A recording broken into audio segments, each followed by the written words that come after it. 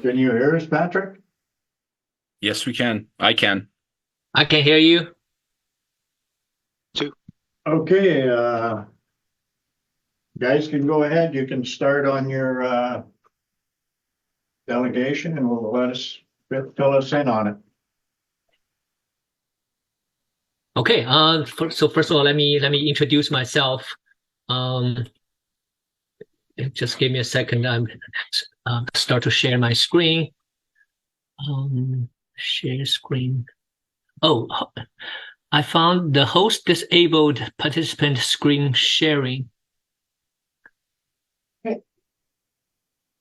Can somebody give me that permit to share? Okay. From here? Okay, my name is Xiaohui Jing. I'm the second author listed over there. Sangeeta is my supervisor. I'm the senior program manager for the water programs at OCWA. We also have Scott Stewart, who is our specialist at water process and engineering, at energy, and he's also in this meeting. And both of us had visited the Schreiber drinking water treatment plant twice last year. The first one we performed some jar test, did some review, and the second one we performed some filter optimization studies. And finally, we'll put this report together with another specialist we have, which is Coco, who is not able to attend this meeting today. Let me just give you a very high-level overview of this report and this project. And I don't want to focus too much on the technical content of this report, so I will just give you some high-level overview and mainly focus on the issues and recommendations. So first of all, just a brief background of why we have to do this project. And in the municipal drinking water license, there's a section called Schedule C, Filter Performance Improvement and the Plant Upgrade Required, which required us to, basically the ministry gave us two options. Option number one, we are required to perform a filter optimization study to improve the filter performance. And they also gave us two timeline, which is January the 1st, 2024. By that, the owner should have a study completed, and in which the recommendation should be focused on providing filter optimization and minimization of disinfection drink byproducts. And with that report, you will have about 1 year and a half, 2 years and a half to implement the recommendations. So by October the 1st, 2026, the owner shall implement those recommendations.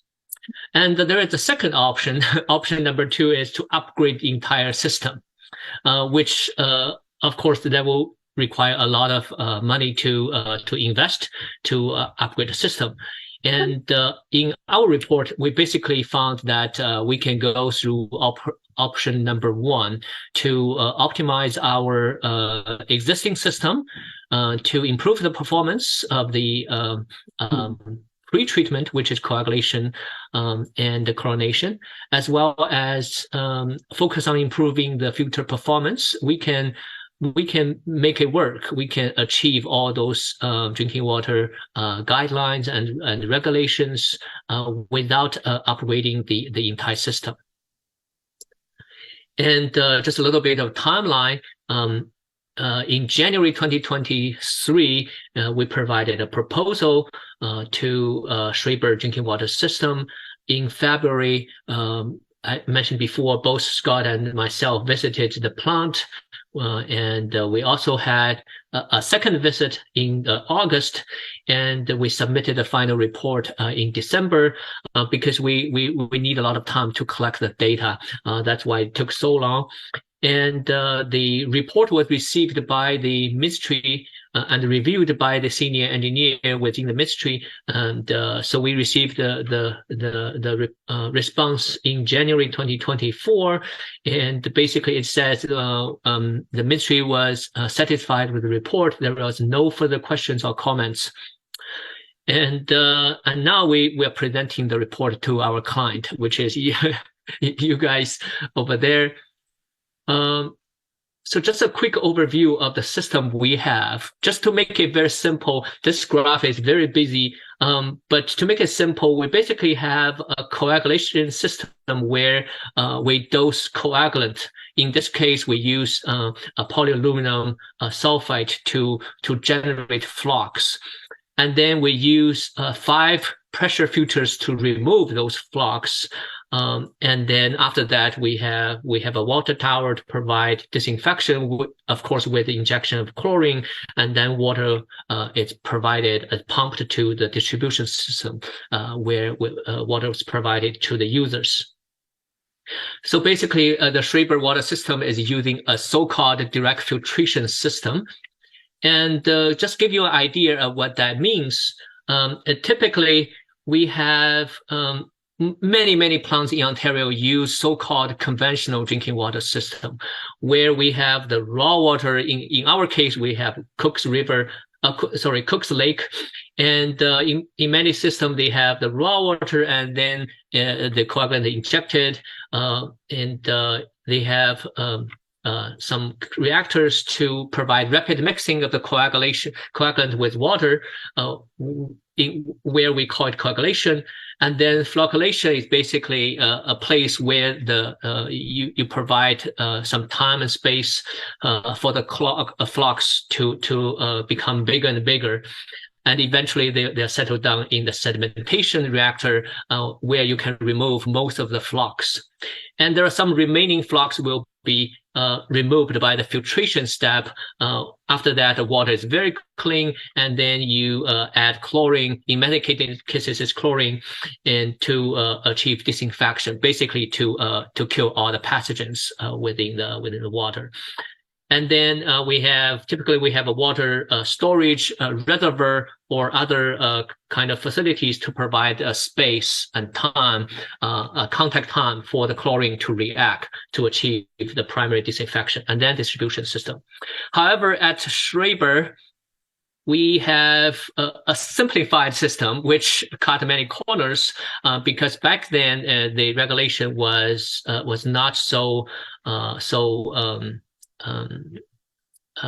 difficult to achieve. I should say that because back then the regulation in terms of the turbidity was high, but right now it's very low. So at Schreiber we have inline coagulation system. Basically, we provide a pipeline to achieve coagulation flocculation without coagulation flocculation tanks, and then we don't have a sedimentation or clarifier.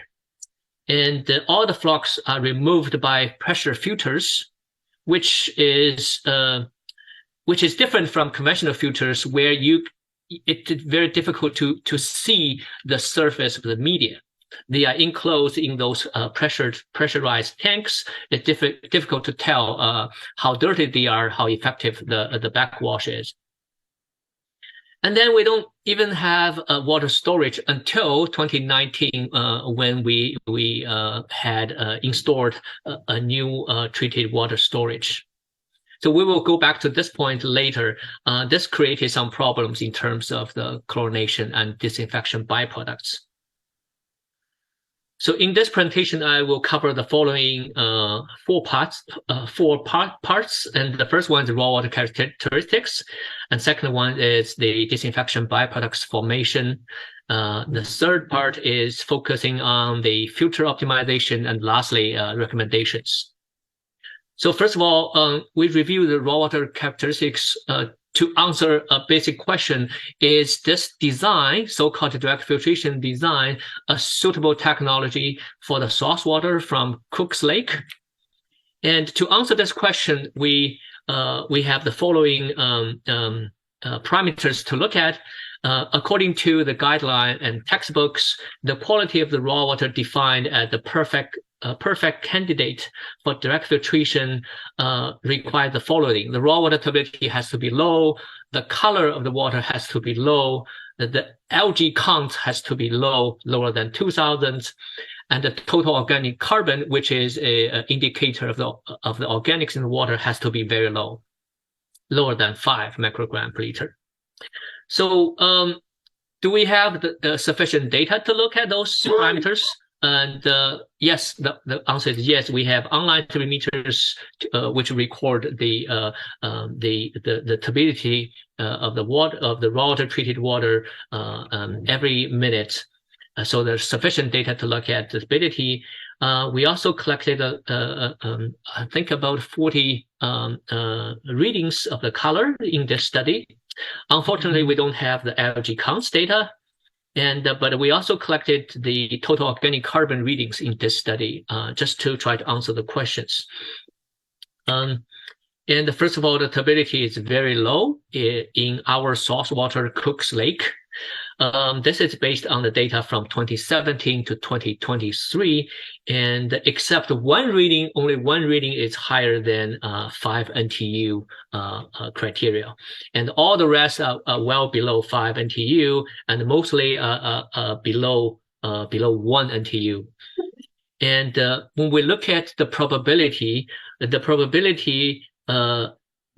the turbidity is lower than 5 NTU is 99.9%. So it's pretty good water in terms of the cloudiness and turbidity in the raw water. And the second parameter is color. We look at the color readings in last year from May to August. And in average, it's around 20 true color unit, which is TCU. And there are only 2 readings above 46. No, above 40, sorry. There are 43 and 46. And when we look at the percentage, it's lower than 40 true color unit in over 95% of the total measurements. And so the color is pretty good. And then we look at total organic carbon, and so we collect data from May to October, and there is only 2 readings higher than 5 milligram per liter, which occurred in the summer, in June and July. So the highest one was occurred in July the 4th, which was approximately 10 milligram per liter. So there was a couple of readings higher than the 5, but for the most part, it's lower than 5. So the TOC, total organic carbon, will become an issue in summer, and when we will require a high level of coagulants to remove the organics, and as a result, it will generate higher loads, solid loads to the filter. It will trigger very frequent filter backwashing. It will shorten the filter runtime. Will create some issues in the summer in terms of the operation of the system. And the second part, I would like to focus on the disinfection byproducts formation. This is one of the requirements, as you saw in the early slides in the municipal drinking water license. So just give you a quick idea of why this is important. You will have some organic matter remaining in the water, and then when you add chlorine for the purpose of disinfection, So chlorine will kill the pathogen, but in the meantime, the chlorine will also react with the organic matter to generate disinfection byproducts. We don't want to see this, but we cannot avoid this. The only way we can do is to control the level to a very low level so that it will meet the Ontario clean water regulation.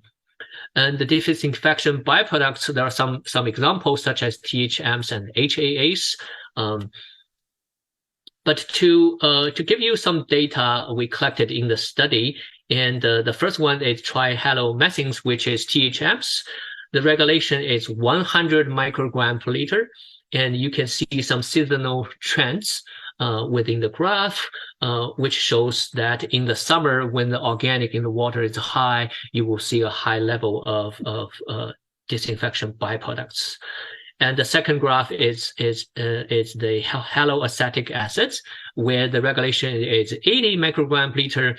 And similarly, you see the seasonal trends, and this is correlated with the organic matter in the raw water.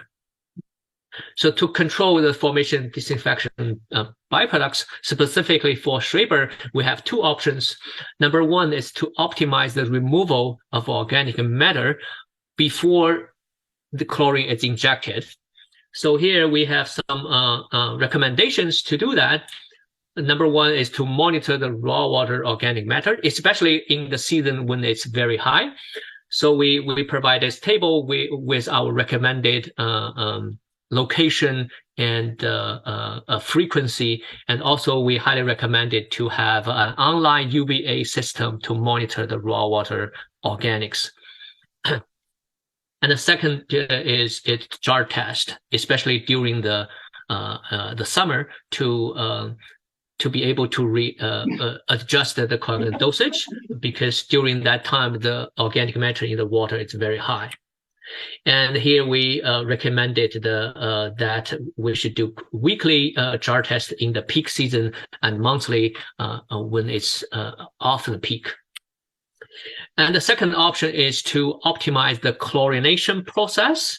Number one here, we found it's very important is to change the chlorine injection point from the pre-filter injection point to the post-filter injection point.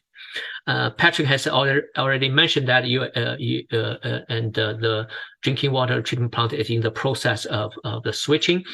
So right now, if you can follow the red arrow over there, right now the chlorine is injected at a pre-filter location, which is basically at a location before natural organic matter has been removed from water. So you have a lot of organics in the water. And of course, after chlorine is injected, you will have a much higher level of disinfection byproducts formed. And our suggestion is to move that injection point to somewhere after the filter, but before the water tower, so that you have a very low organic in the water, and then you carry that chlorine residue to the water tower for the primary disinfection to kill the pathogens. And we also recommend a follow-up study, a detailed study to optimize the chlorine dosing and residual management to further minimize the formation of disinfection byproducts. And the part 3 of this presentation will focus on the filter optimization. We performed a number of studies, reviews to help the operations to optimize the system and monitor the filter performance. And we reviewed the turbidity data, and the operators also help us to collect the unit filter run volume, which is a very useful parameter to compare the filter performance regardless of the size and the filter and the flow. So we're looking for a number, a unit filter run volume higher than 200, which is considered in the literature as a secondary satisfactory target for direct filtration. However, in this study we found it's in the low end, that our actual UFRV value are in the low end, which indicate that there are some work can be done to further improve the filter performance. But in terms of the turbidity is pretty good. Turbidity reading, our requirement is less than 0.3 NTU in 95% of the total measurements. But our review found for all the 5 filters we have, this probability or percentage is higher than 98% for based on data from 2017 to 2023. So the turbidity is pretty good. But there are some improvements can be made to improve the unit filter run volume, which basically indicators show you how good your filter is between each backwash. And we also did some calculation to verify the media depths and the size. And according to this LD ratio, the ratio should be higher than 1,000. Based on our calculation, it is right now we have somewhere around 1,198, which is above that minimum requirement.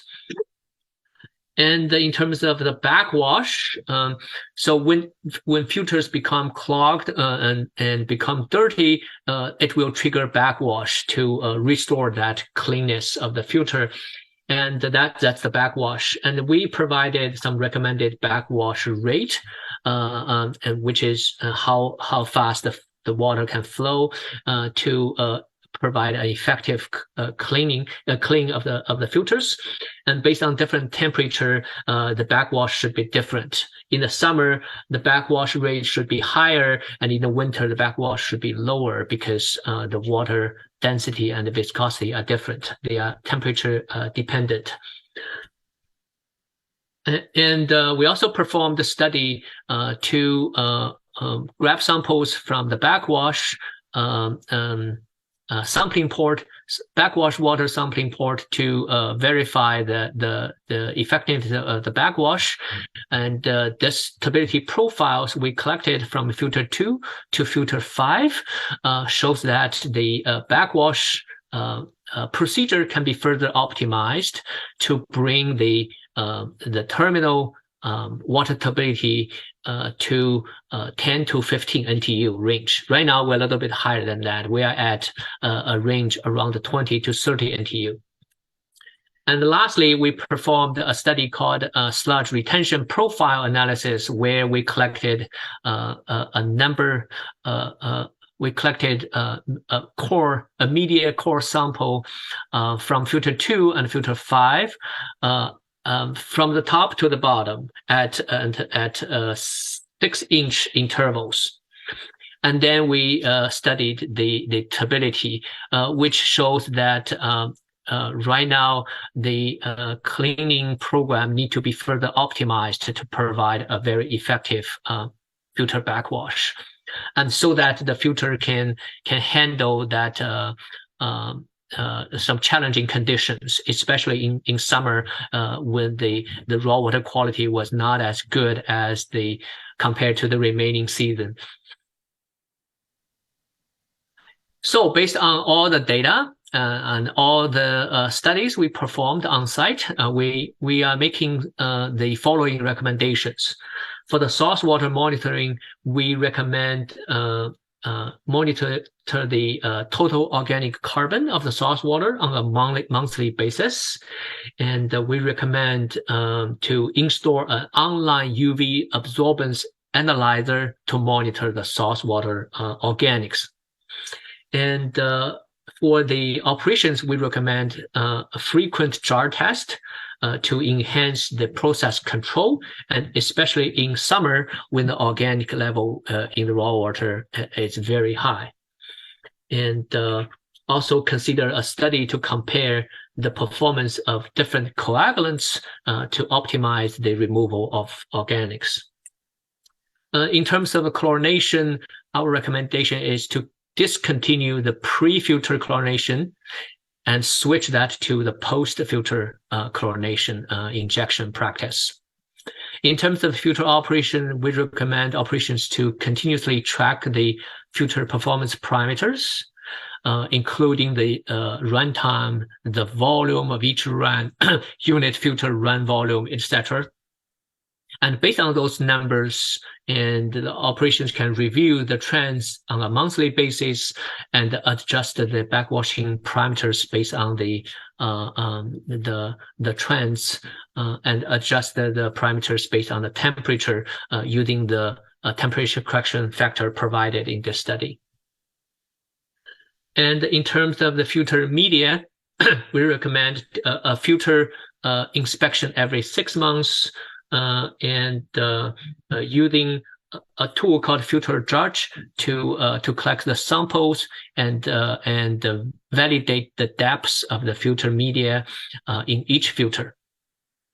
And we also recommend every 2 to 3 years take a media sample from each filter and send it to the lab for a seeds analysis. Just give you some idea of the size of the media and the distribution of the media. Lastly, to evaluate the effectiveness of filter backwash, we recommend visual inspections of the filter media on a quarterly basis, a monthly analysis of backwash water turbidity, and perform annual sludge retention profile analysis. In the report, we provided all the procedures, and we can also provide training to our operations to perform such analysis, and we can also help them to DIY some sampling tools, which can help in terms of the collecting the samples and perform the analysis. I think that's it. It takes me about 20 minutes. I wonder if you have any questions. We are glad to answer any questions if you have.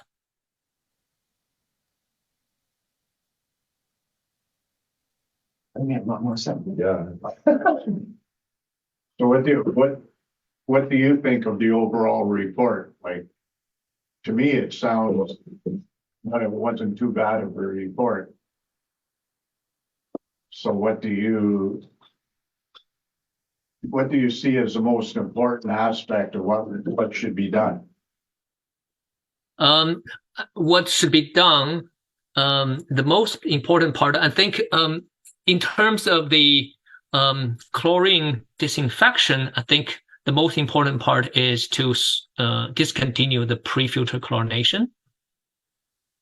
And this will, we don't have the data yet. So after the switch from pre-filter to the post-filter, and we should have some data after a couple months. And then when we review the data, hopefully we can find some good results. And that's the most important part for the chlorination part. And for the filter filter optimization part, I think the most important part is just we need to understand our status of the filter by inspect the filter more frequently. And then based on the findings, we need to adjust the filter parameters, filter operating parameters accordingly to improve the performance. And the data tracking is very important. Monthly review is also important so that we can develop a baseline. And if, for example, in a certain month, the trend is off, and with the developed baseline, we can tell something is wrong, and we need to do something about it, and to bring it back to the baseline. Okay, thanks. I hope this answers your question. No, it did actually. Our director of operations answered that already. I mean, that's good. Thank you. Anybody else? Okay. Okay, thank you very much for the report. You're very welcome. Thank you. Okay, Thank you for this opportunity to present our study to you guys. okay, we're heading in the right direction. Thanks very much. That's right. Okay. Thank you. Have a good one. Thanks, everyone. Bye. Take care. Okay, so that brings us to question period. Not receive any questions. Nobody's got any questions? Okay,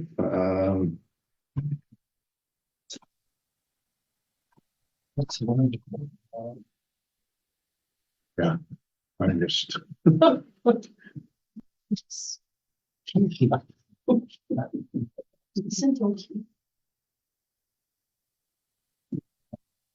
resolution 14-24, moved by Council McGrath, seconded by Councilor Bryson, that the minutes of the council and committees of the whole meeting held January 16th, 2024 be accepted as circulated.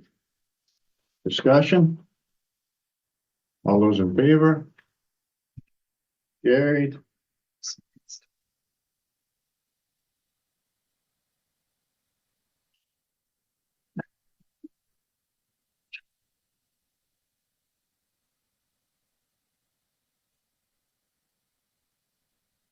Resolution 15-24. Moved by Councilor Morrow, seconded by Councilor McGrath. The council approved the expenditure request and approval to proceed from the Ontario Clean Water Agency for the supply and installation of a paste-to-flow system for the post-filter chlorination at the Schreiber Water Treatment Plant in the amount of $55,588.54 as a pre-budget expenditure to be included in the 2024 capital budget. Discussion? All those in favor? Carried. Mayor, these are recommendations from the last meeting, right? Yes. Okay. Yes. Committee of the whole. Maybe the whole recommendation, yeah.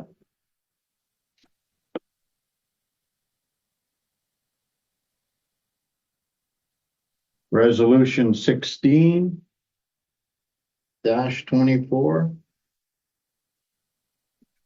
Moved by Councilor Morrow, seconded by Councilor Burgeau, that council renew the North of Superior Travel Association LSCT's Canadian advertising program for the year 2024 in the amount of $500 excluding applicable taxes. Discussion?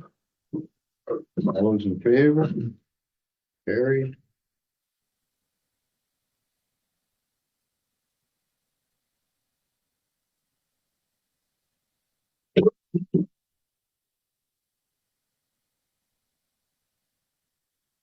Resolution 17-24, moved by Councilor Burgeau, seconded by Councilor Morrow.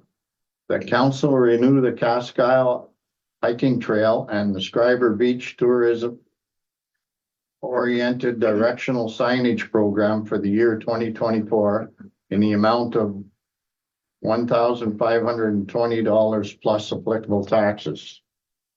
Discussion? All those in favor? Carried.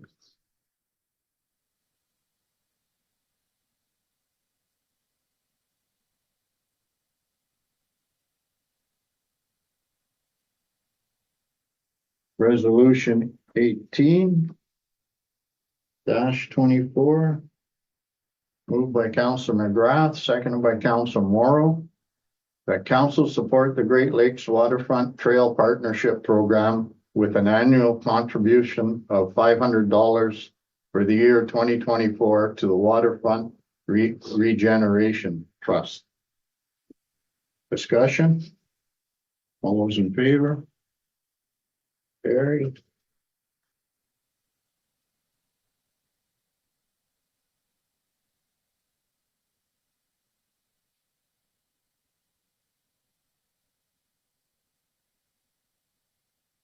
Resolution 19-24. Moved by Council Morrow, second by Councilor McGrath. That council authorize a funding application to FedNor's Tourism Growth Program in the amount of $250,000 for the 86 trail from Schreiber Beach to the Thomas McGrath Memorial Bridge. Discussion? All those in favor? Carried.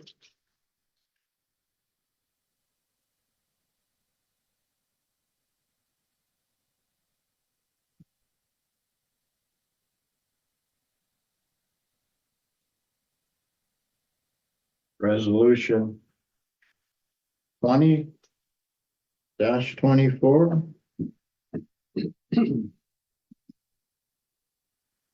Moved by Councilor Bryson, second by Councilor Burgeot, that council authorize a funding application to the Trans-Canada Trail in the amount of $71,000 for the A6 trail from Schreiber Beach to the Thomas McGrath Memorial Bridge. Discussion?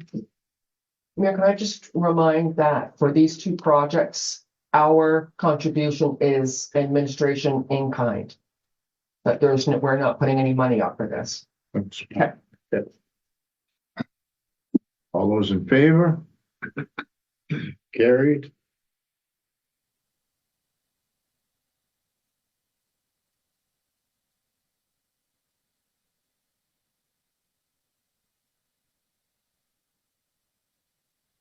Resolution 21-24. Moved by Councilor McGrath, second by Councilor Morrow. That council approve the expenditure requests and approvals to proceed from the Ontario Clean Water Agency in the amount of $114,560.90, including applicable taxes, as a pre-budget capital expenditure for the replacement of the blower motor, the retrofit of the VFD cabinet, and the replacement of the VFD for blower 2 at the Schreiber wastewater treatment plant. Discussion? Hearing none, all those in favor? Carried.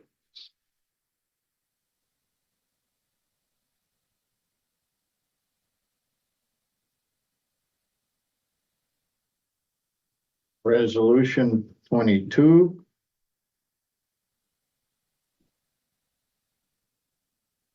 Dash 24, moved by Councilor Burgeot, seconded by Councilor McGrath.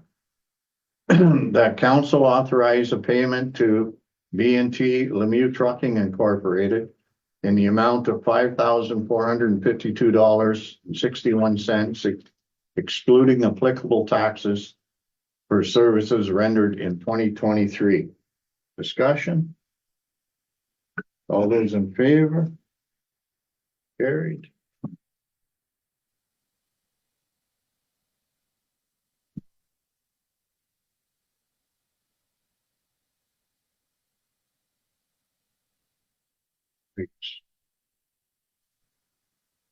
Resolution 23-24, moved by Councilor Morrow, seconded by Councilor Burgeot.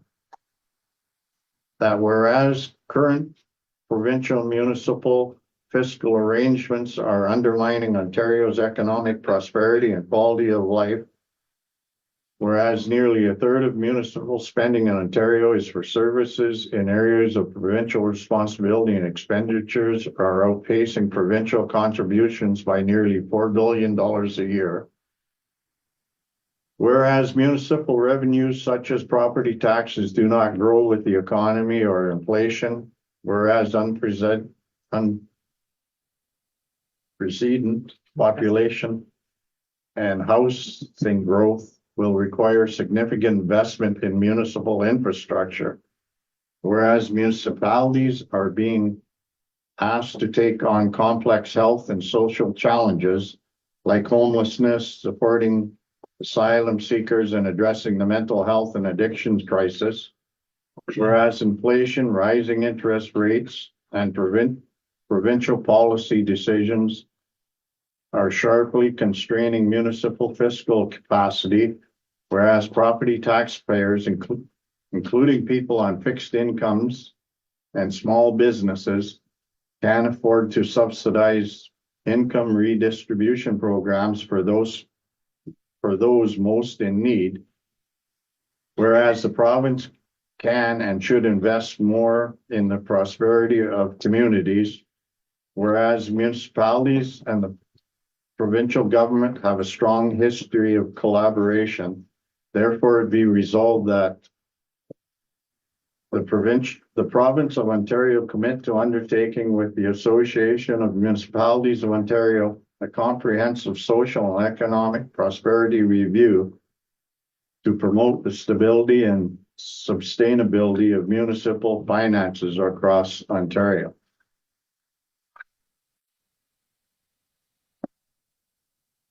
Favor?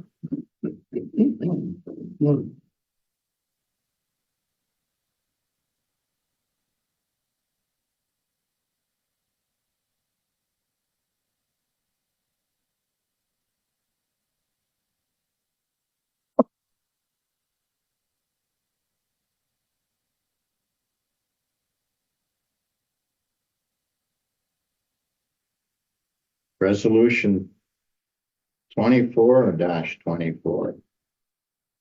Moved by Councillor McGrath, seconded by Councillor Morrow, that whereas Canada has adopted 988, a national 3-digit suicide and crisis hotline, and whereas the Council of the Township of Schreiber recognizes that it is a significant and important initiative to ensure that critical barriers are removed to those in a crisis and seeking help. Now, therefore, be it resolved that the Council of the Township of Schreiber continues to endorse the 988 crisis line initiative and will display the 988 information poster in all of the municipal buildings.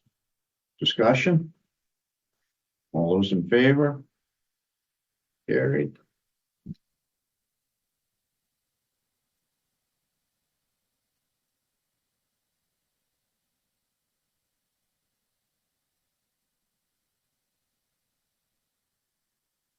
Resolution 25-24. Moved by Councillor Morrow, seconded by Councillor McGrath. The council approved the attendance of Kay Mullins at the 2024 Employment Conference and CSPA Summit to be held February 27th, 28th, 2024 in Toronto, and that expenses be paid as per township policy. Discussion? All those in favor? Carried.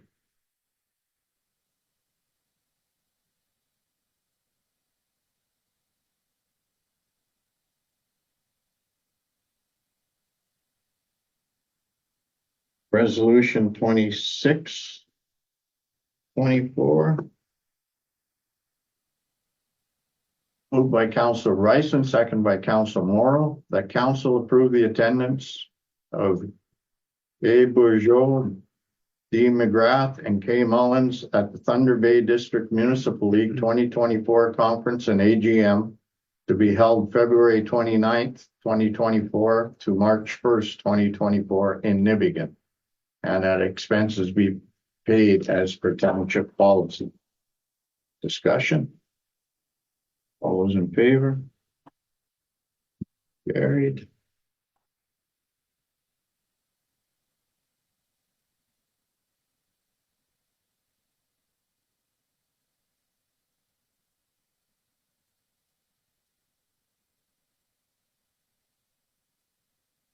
There is no accounts for payment, no unfinished business, so other business. Resolution 27-24.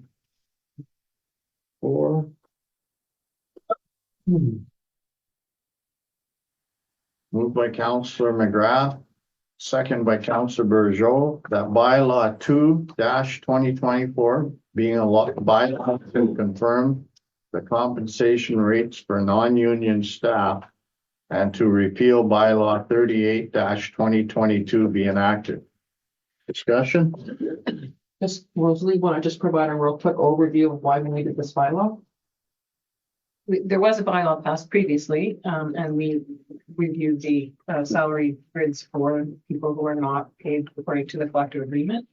And just changed it a bit, tweaked it a bit, and we set salary bandwidths. So right now, everyone who is a non-union employee is at the top of their bandwidth. And then as the union contracts are negotiated, whatever percent increase affects the union will affect moving the top of the bandwidth for non-union employees. All those in favor? Carried.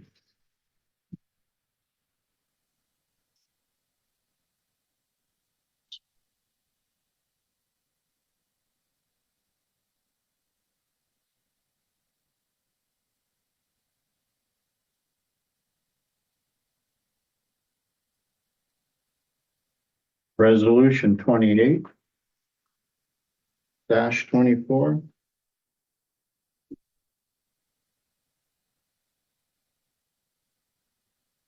Moved by Councillor Bryson, seconded by Councillor McGrath. That bylaw 3-2024 being a bylaw to authorize the execution of agreement among several parties for shared use of equipment be enacted. Discussion? Just give a quick. Oh, I just realized it's not attached. No. It was supposed to be attached.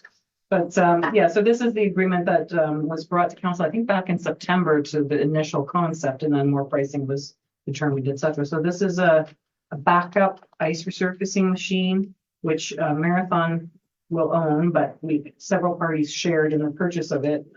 Schreiber, OCWA, Marathon, White River, and a First Nation. Pentagon. And so the agreement sets out the parameters on, it's a first come, first serve. So if you need it and someone else already has it, then you can't have it. That sort of thing and how it would work. And we all share in the costs of the general maintenance and upkeep, which I understand Marathon does in-house. So it's relatively inexpensive. But if the equipment should break down while it's in your care, then you would take care of that repair yourself, and everybody returns it full of gasoline and that all the how to play nice in the sandbox when we share this equipment.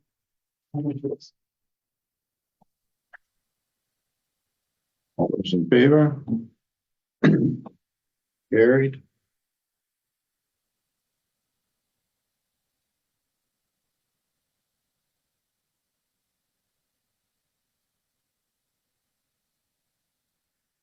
Resolution 29-24. Moved by Council Morris, seconded by Council Burgeot, that bylaw 4-2024 being a bylaw to further amend bylaw 53-2023 be enacted. I did notice when I looked at this today that there's a typo in it. So right at the bottom of the page, it says rental of the arena without ice service for youth, which is 17 and under, and then for adults, which is 18 and under. Should be 18 and over. Right. So with that correction.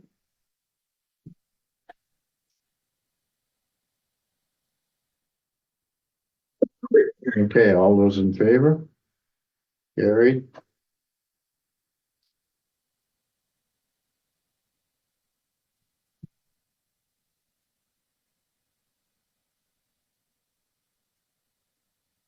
Resolution 30-24. Moved by Councillor McGrath, second by Councillor Bryson, that bylaw 5-2024 being a bylaw to amend bylaw 40-2023, which authorized the execution of an agreement between the Corporation of the Township of Schreiber and Automation Now be enacted. Discussion? This was just for that phase 4 change, right? Okay, Now at the sewer plant. yeah. All those in favor? Carried.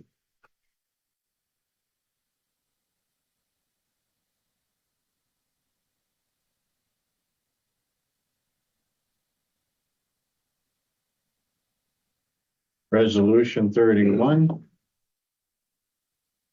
-24. Moved by Counselor Bryson, second by Counselor McGrath. That bylaw 6-2024 being a bylaw to adopt a policy with respect to grant in aids and to repeal bylaw 06-2004 be enacted. Discussion? This will get posted online on Facebook. We'll be publishing it so people know they have to apply sooner. So this is just a change we're making into how you apply for grant aid. We're changing it so that all the applications come in at once, and council has a committee to review them and recommend changes or funding for various groups. If the funding that the budget stipulated is under subscribed, then that's great. If it's oversubscribed, then there would have to be some decisions made as to whether everybody got such and such cents on the dollar, or whether certain organizations' applications were not approved, things like that. The committee would discuss it and commit it to council. And then there would be no other applications for the balance of the year. So those are now grant aid will be once a year. Correct. And we're going to form a new committee to address that. Correct. Excellent. When will that be? So that we're saying the applications will be in by April 30th. And then the committee reviews them in May. And it makes its recommendations to council for the second meeting in May, second regular meeting. So then the council would approve in June, and then payments would go. So when are we forming the committee? Probably, yes, we're finalizing approval of the budget. Could we mail it to the groups that typically apply for grant Yes. aid? Yeah. Over the past 2-3 years or whatever. That's a good idea. Yeah, there can't be that many. It's the same groups every year pretty much, so. Right, and the one-offs, we wouldn't. So, Yeah. for example, there was a room rental for a retirement one. Yeah, no, I'm gonna I'm retire every thinking- year. yeah, the bigger ones. Yeah. I think that's going to be much better and effective use of grant aid money. Make sure the high school gets them, but make sure they get them. Yeah, so Get them mailed to you, yes. not that big like that. All those in favor? Carried.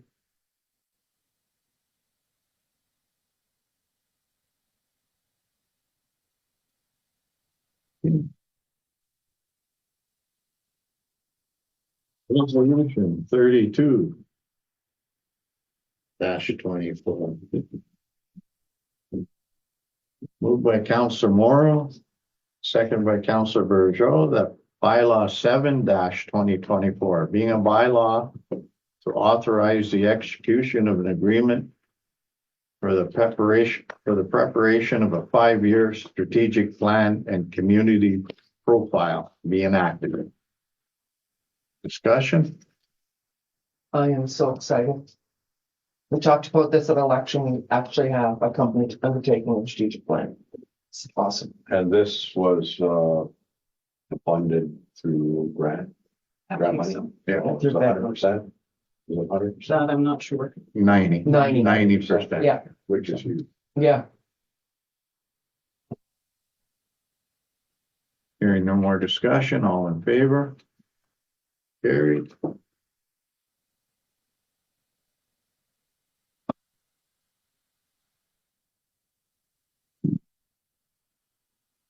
So that brings council meeting. We'll move on to committee of the whole portion of the meeting.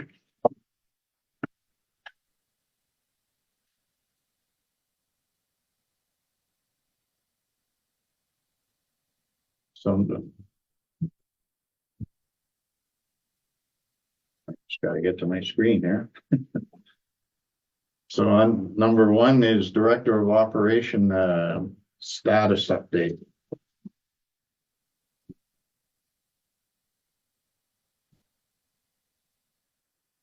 I have a question on shutdown of the boilers. At the municipal complex? Yeah, We were having issues with the boilers locking out, yeah, And it seemed that they were starving for propane, and with the cold temperatures and the low propane level in the tank, it wasn't feeding the boilers fast enough. As soon as we got the tanks filled up, the issues went away. Yeah. Cloud Darling was on site today actually, and he left us some spare igniters, and he was on the phone with Corey, and they problem solved us through the issue. So everything at the municipal complex is working well at the moment. So my question was on the low tank level. Do they not have a GPS level sensor on those They things? do. They do now, or They always did. so? But with Sergeant taking over, they haven't been as quick at responding to those level indicators. So they have promised that that will get better. That they were just in the transition. So just a heads up for everyone to monitor their tank levels. Yeah. Depending on that. Absolutely. The discussions with Cloud Darling about the roof venting for the radiant heat. Are the discussions who's paying? We have talked about that. The contract is very clear on how it was supposed to be done. They never approached me as the project manager for a change order. So there's no indication that they should have changed the plan. Yeah.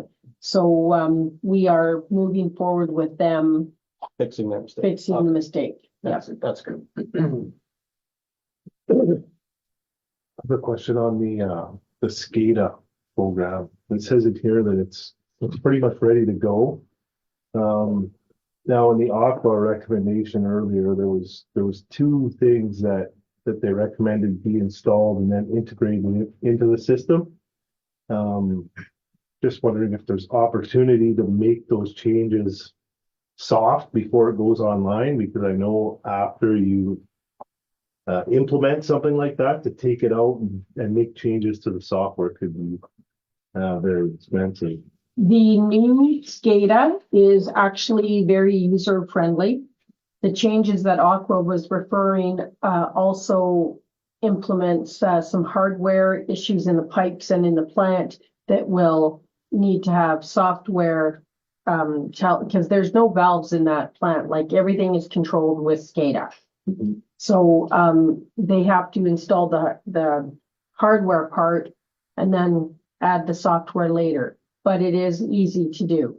So they have completely built the computer. They have completely done the software end of things. And they are going to be on site February 12th. Within the 8-hour day, it's supposed to be all online. We are very hopeful that there are no issues. So I just know, like in the past in the bill and stuff, if there was new equipment anticipated, they would make all the graphic changes ahead of time, and then once the hardware was installed, it would just quit. Yeah. But I will ask that question. that was a while ago too, so things could be a lot more. Yeah. usable. But you never know. From our budget perspective, I mean, we can't implement a lot of the equipment that they're asking for right away. It's going to have to be a process for us. So, but I will ask the question in anticipation of the equipment being installed. Thanks. I've got a question on insurance. I took a ride, I'm lost. What is that? 100 Langworthy Street. For whatever reason, the insurance wants to do an inspection at the arena. A risk evaluation at the arena. That's the arena? Yeah. And they randomly pick properties. This is the first for us, but they apparently have been known to randomly pick properties to do an audit, a safety audit on it. That's A a risk risk. audit. We're off with if they pick the arena. Yeah. So he's supposed to call me when that person is going to be coming to town, and I'll take him through.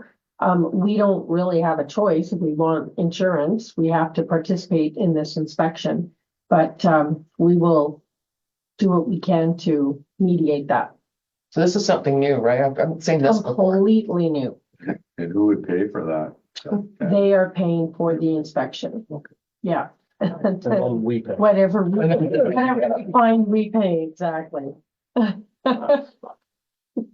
Okay, because honest to goodness, I'm like, I can't even look, what the heck is 100 Lane Register? I should have gone online. We went back and forth with the emails because it seemed a very strange request. Okay. And maybe, Chief Morrison knows the answer. Is there room in the shop yet to take that fire truck up? No. Okay. No, we're still waiting on them to have the available space. The insurance body checks in like weekly on the status of where the truck is and how we're moving forward with it. So we didn't have that kind of attention when we were dealing with the handy transit, so but she seems to be very diligent on checking up on the fire truck here. Okay, the only question I got is on the Christmas tree at the Santa. And that's pretty much. Where do they want it?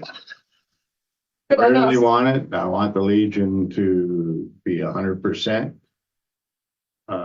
with it, and like you said, they ask questions about other stuff, so 100%, like Okay. they got to be, Legion has got to be on board with it too, and it's got to be. I mean, we're not going to run wire across the lot. It's got to be close to a source of power.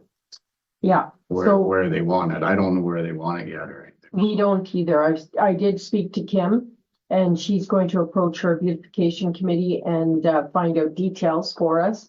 And she took our suggestion about checking with the Legion to make sure that there's not going to be any ill feelings about putting a Christmas tree there. So I haven't got the quote yet because I need more details. Okay, no, that's good. Perfect.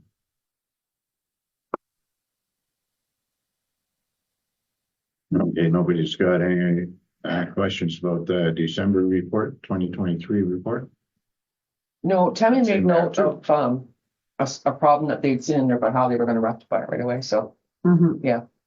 Yeah, we're back pumping the sludge again, so we're good. we're good. Okay. Director of Operations report on a surplus handy transit van. What am I gonna tell you?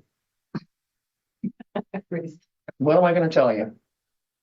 I took a guess at that price. Is that? You're not asking enough.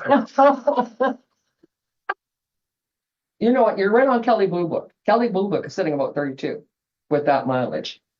But CarPage has just sold one for 45. And Edmunds has got almost the exact same van listed for 78. Yeah. So I love that you're listing with Gov Deals.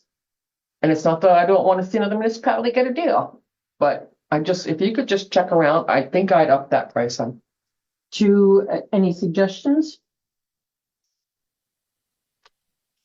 How many miles are on that van? Doesn't say here. Do you guys know offhand? I thought there was about 80,000 on it. On a 17? Yeah. Holy moly, that's low. It is low, but That's it only goes really to low. Terrace Bay and Schreiber, right? I'd list it for 40. I wouldn't list it for a cent under 40.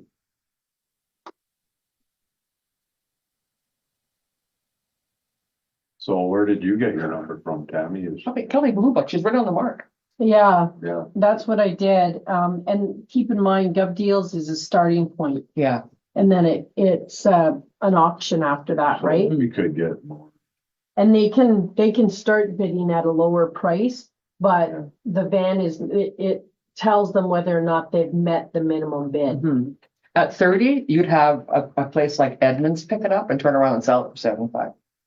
You would, because that's what they would, that's Mhm. exactly what they would do. Okay. It would make good sense to me. Yeah, they're fun to watch the last hour.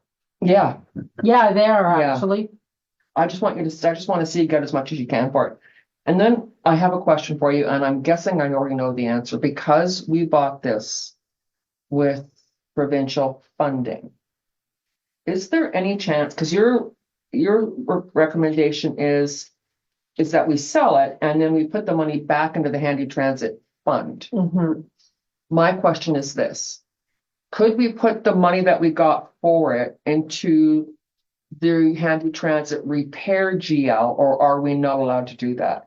I'm just thinking, because I looked at the budget variance report, it might buy you a couple of years of not having to split the cost of repairs between two communities. It would save both communities some money, but I don't know if you can because it's provincial money.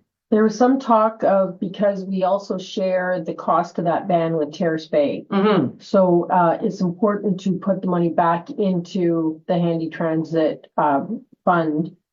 Otherwise, we should probably split the whatever we sell it for with Terrace Right. Bay.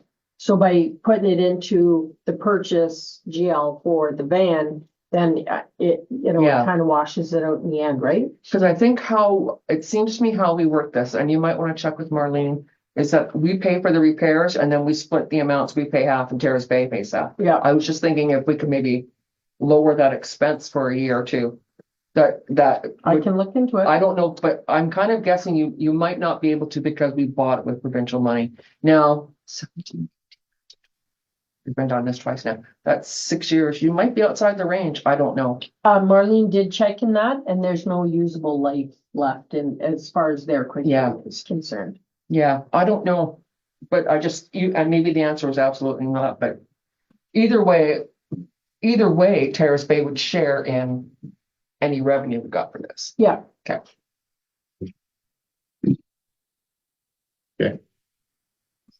Director of Operations report, White Sand Swim Route.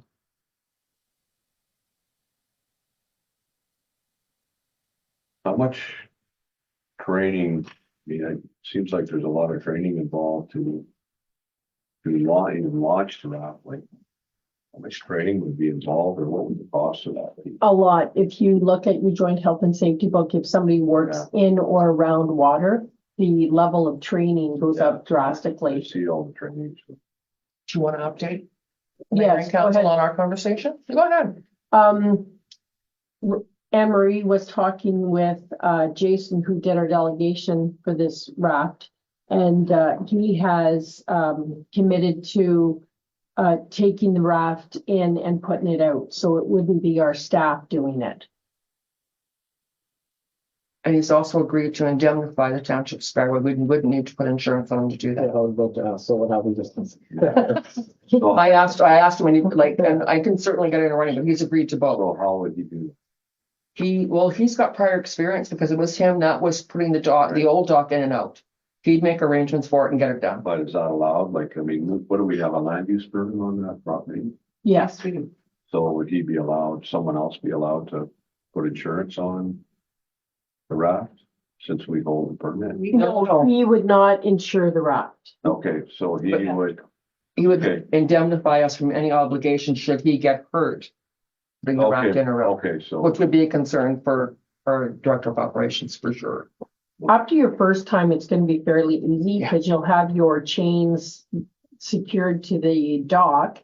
And then in the fall, when you take your dock in, you just put like a Javix jug or something on the end of the chain so that you can grab it in the spring again. It's going to float. So you can grab it again in the spring and you can just hook it on so you're not diving every year. But again, as soon as our employees go on the water, we have to provide the training and the safety. so we talked, I think, at the last meeting about someone building a raft. Maybe a user group building the raft. Now, is there a certain standard that has to be met? When public uses it, Yeah. there is some criteria as far as like it would fall into your playground kind of criteria. So it has to be rounded edges, can't be bolts sticking out. They can't be scratching themselves on, on the ladder that they build. So, I mean, it's better to get a commercial raft so that you cover all of your bases on the, and the other thing is if it's a homemade raft, then your liability goes up slightly. So it's an insurance thing. Yeah. Because we hold the land use. Yep. So when this comes to capital planning for 2024, it'll just be the cost of the raft at this point. Yep. Out of taxation, Yes. Well, that's What's that, a Dave? little conversation. out of taxation. So we put it, Will, so we put this on the wish. well, it goes to the budget. Yeah, no, I know, but it's gonna be taxation, Yeah, taxes that pay for it. Yes. Not a grant, not anything. Not that we're aware of, yeah. Yeah. so we're putting it on the wish list. We're putting on the wish list, yeah. Yeah. We just remember when Jason was here, we was a big discussion and we had asked Tammy to find out some more information, which is what she's done.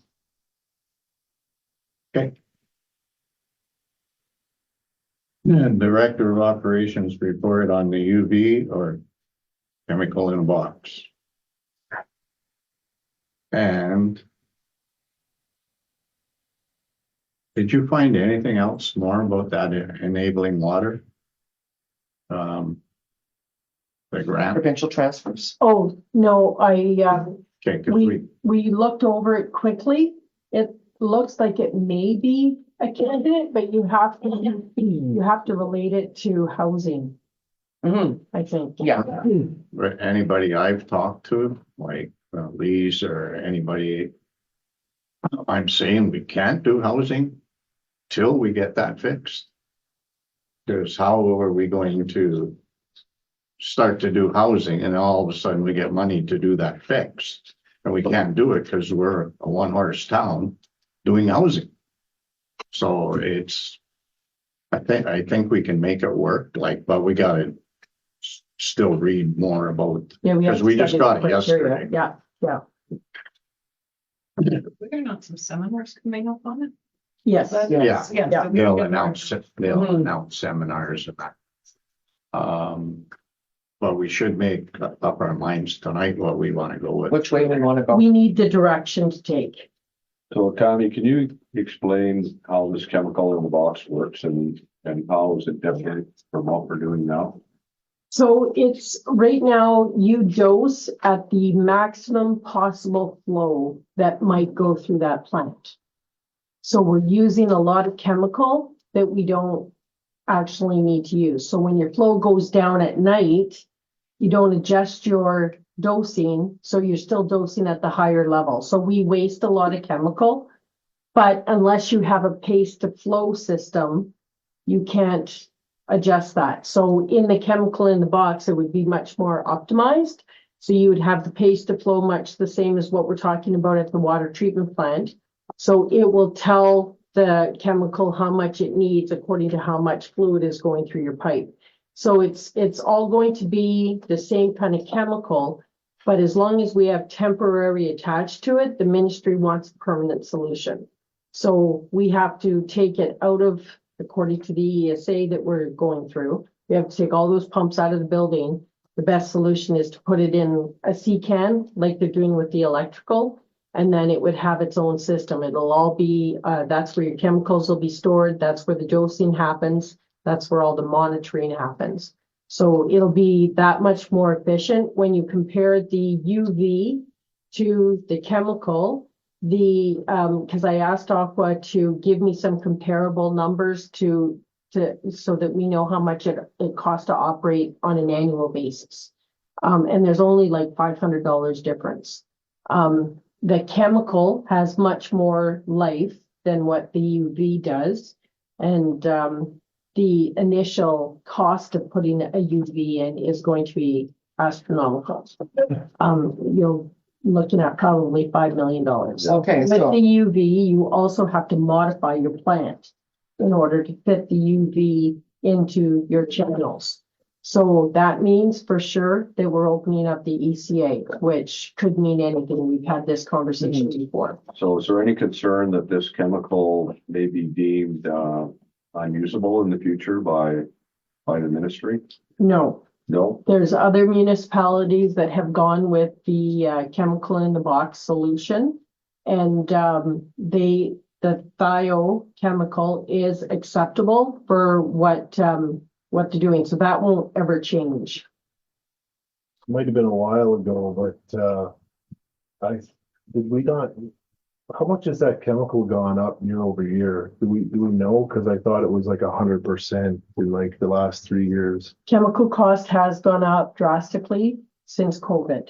So, but it's starting to stabilize and we're seeing a decline slight, but it's starting to move back down to a reasonable spot. Right. But when we factored in the cost of operating versus the electricity, for example, for the UV, it's still very comparable as far as an annual cost to operate both systems. So it comes down to your installation cost for both systems.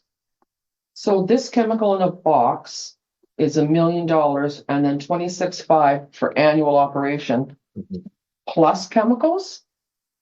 Or 26.5 includes chemicals? I'm guessing now, no, it's plus chemicals. Yeah, because you're already paying for your chemicals. Okay, That's so what- not going to be additional cost to us. okay. It might actually be a bit of a lower cost because your chemicals are more optimized. Exactly. Okay, maybe lower.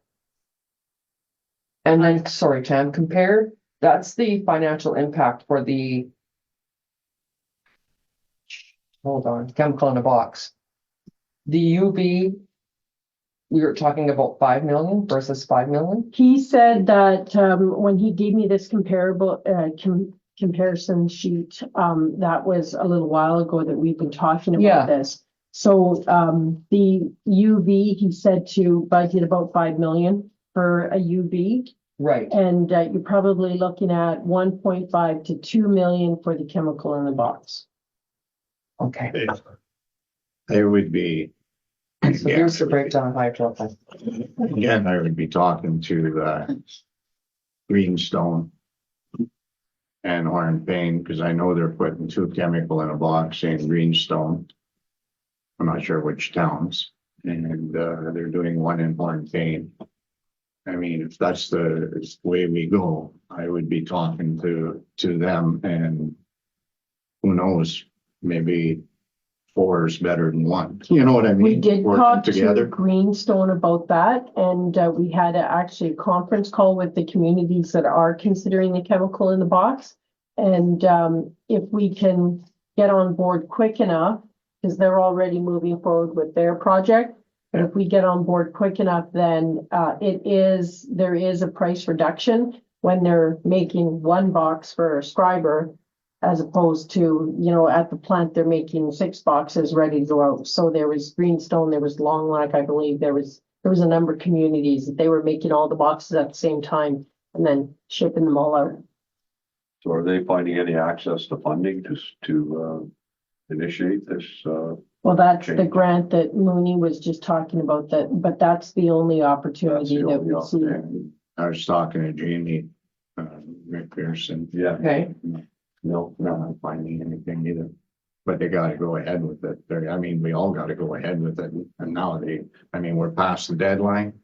And now they're giving us the ultimatum. There's no temporary solutions, them solutions will be done by 2026. But what I was gonna say about the UV, we talk about the chemical, we're worried a little about the chemical, and rightfully so and all that. Let's be worried about the electricity too. Because everybody's getting an electric car and everything. Do you not think that it's going to be a big load on our electric system, and the price of hydro is not going to go crazy here pretty soon? So that's what your UV is going to cost hydro. I understand it has to be done. I mean, I totally get it. Part of me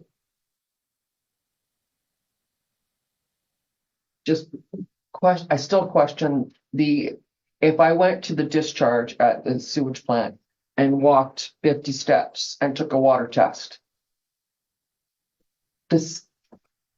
I know it has to be done, but it just seems to me that's a lot of money for little to no chlorine left.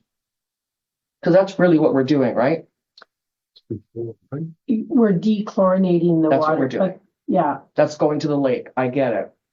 But so we've done testing. We said, hey, this might be a little bit of, and they're like, no, this has to be done. this is ministry standard. Right across the board. Way across. I just don't know where we're gonna find $1 million. That's more than that. What'd you say the number was? 1.5 million? 1.5 to 2 million for the Yeah. chemical dechlorination. That's 5 million. And for- then that grant was up to 35 million.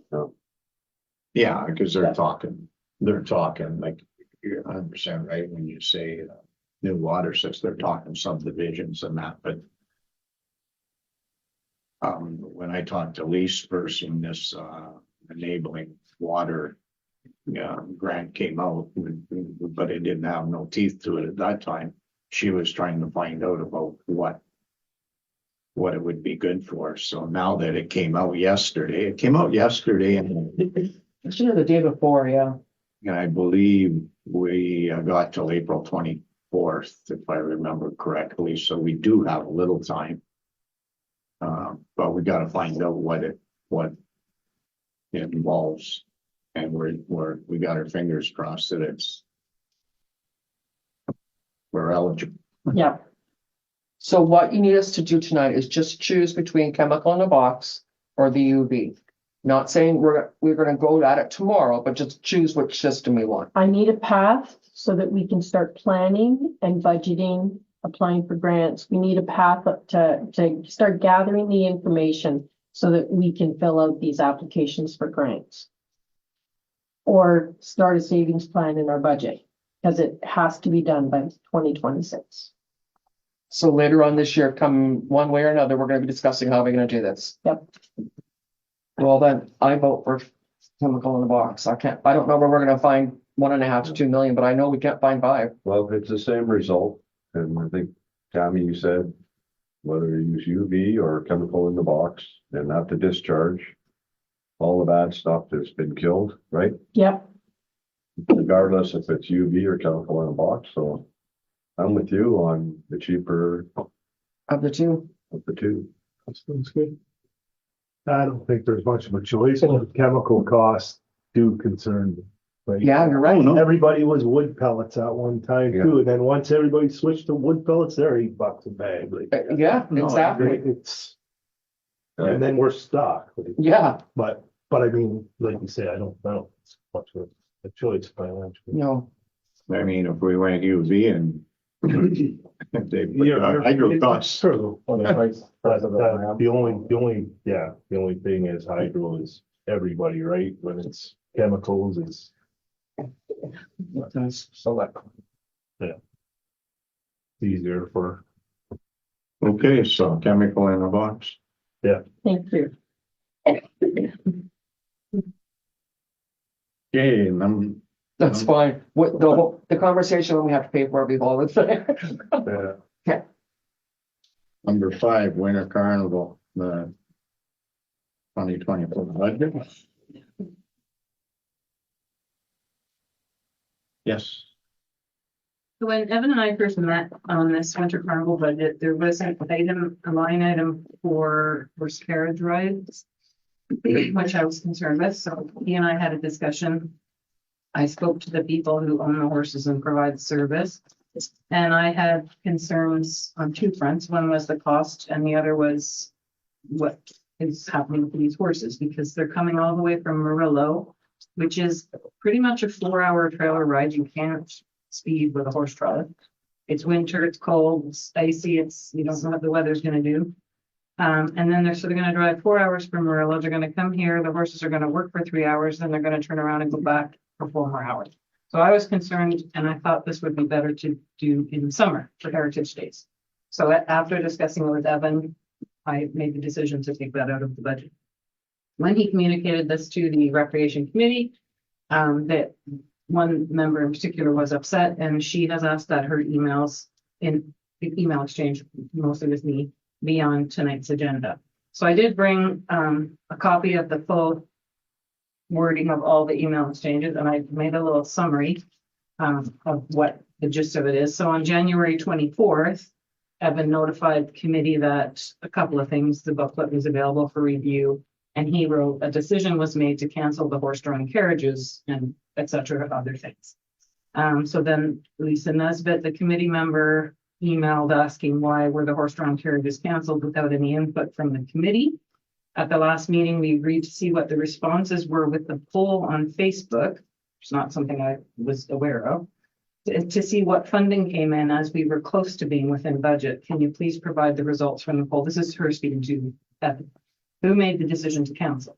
And Evan forwarded that to me. He said, I can answer the questions about the poll, or I'm not sure what to say, because it was me who said, kibosh the horse carriages. So I said, just CC me on your email to her about the poll and I'll respond, which is what I did. So I responded, and she responded back that she was quite upset that I had made this unilateral decision and the committee didn't have any input into it when the committee had prepared the budget. So I said to her that the matter was at council tonight. It's not final until council approves it. So there's still an opportunity if the committee feels strongly that the horses should be back in, that can be done. So she was not able to come tonight. She's away out of town for a wedding. But she wanted her emails to be on the agenda tonight. So after I came back, I kind of looked at the terms of reference for the committee and, considering my role, and I probably shouldn't have done what I did. I feel like I certainly didn't intend to stomp on anyone's toes or make anyone feel bad. I think if this happens again, what I will do is just the committee's recommendations will go forward and I'll just send a report that says, this is the committee recommendation, but these are my concerns. And then everything will be up to you. So I will apologize to the member who's upset, and that's what happened. So the horses the cost of the rides was $4,000. Then there was budgeted revenue they were going to charge money for people to ride in the carriage, but it was not going to cover the cost. So the original budget that I saw with Evan had a deficit or shortfall roughly $2,000, and now without the horses, it's got in the black 2,500. The poll that Evan had done on Facebook had 83 respondents, all of whom said that they would like to do this ride, that it would be something they would participate in. And he had asked, would you pay $5 or $10 for a ride? And the preponderance of the respondents was for $5. Some of them said they would pay $10.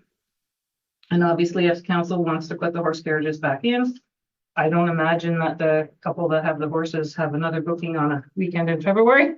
So I imagine it can still be done. That's suspicious. I would look for input from our council committee reps. Yeah, obviously I don't know too much about horses, but what you say makes a lot of sense. If I was carting people around, I wouldn't want to be going in a trailer on the highway for 8 hours or whatever to do with the cold. So I'm fine with your recommendation to leave it off. And I think we got some really good feedback through the poll, so it should definitely be something we look at in some prepared to. I did give the couple that own the horses the dates, and they have reserved. I can't remember if it's the Sunday or the Saturday, but they picked a date to reserve for it. Yeah, I agree with Rosalie's recommendation. I mean, even if we did it the roundabout way where the recommendations came to here, I think we still would have came to that ultimate decision of saying, no, they're not coming.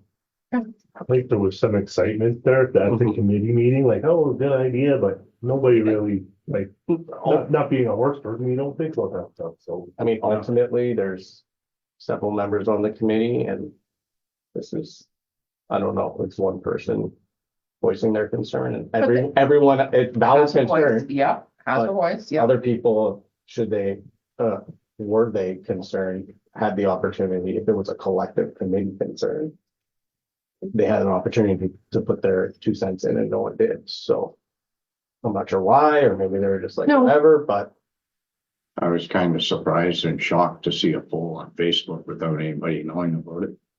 But yeah, it was suggested at the last meeting, and then we thought it was a good idea. Yeah, But I'm not sure what the process should have been then for him to put it on Facebook. It was just to get because at that point we hadn't decided yes or no. It was just, let's see if anyone's interested in this. That Right. was the Oh, purpose okay. of that poll. That was the It purpose. wasn't like these are coming, how many people are gonna use it? It was no, it's to gather information. to gather just some general information, like, is this even worth exploring? But yeah. Fair enough.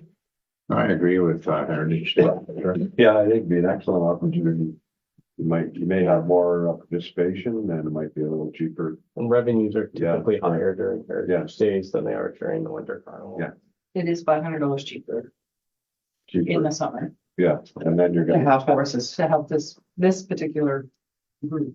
And moving, I got that from somebody and the other day, moving forward, we gotta be a little more careful. With different, like not, with just everything, with money, with the mill going down and everything. So we just gotta be a little more. Well, then that was a little bit of my concern too, because our winter carnival is February 22nd to 25th. Terrace Bays is 15th to the 19th, which is nice, right? We have different weekends.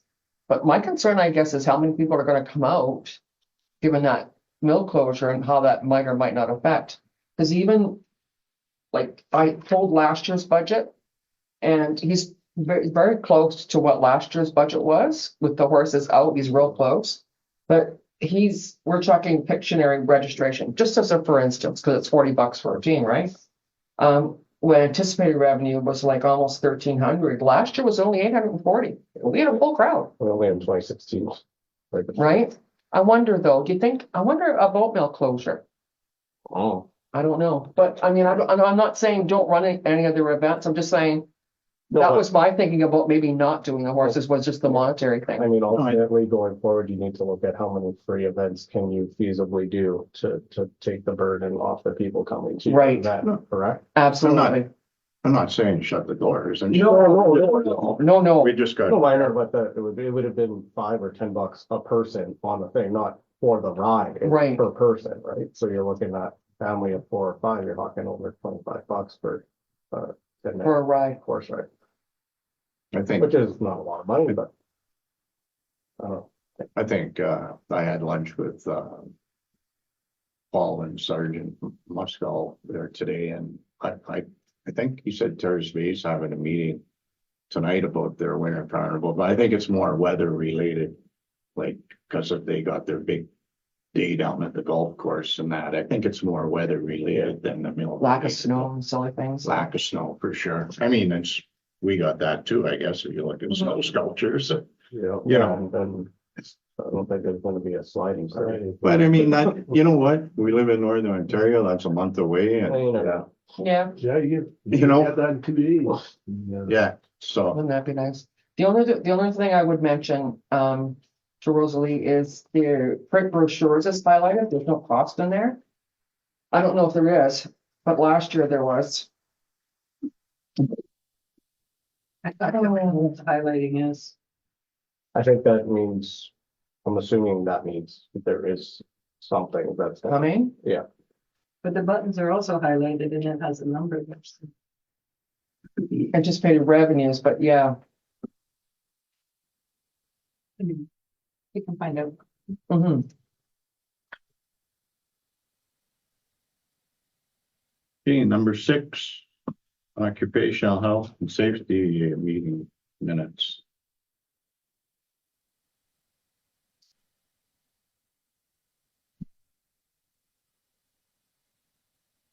Questions?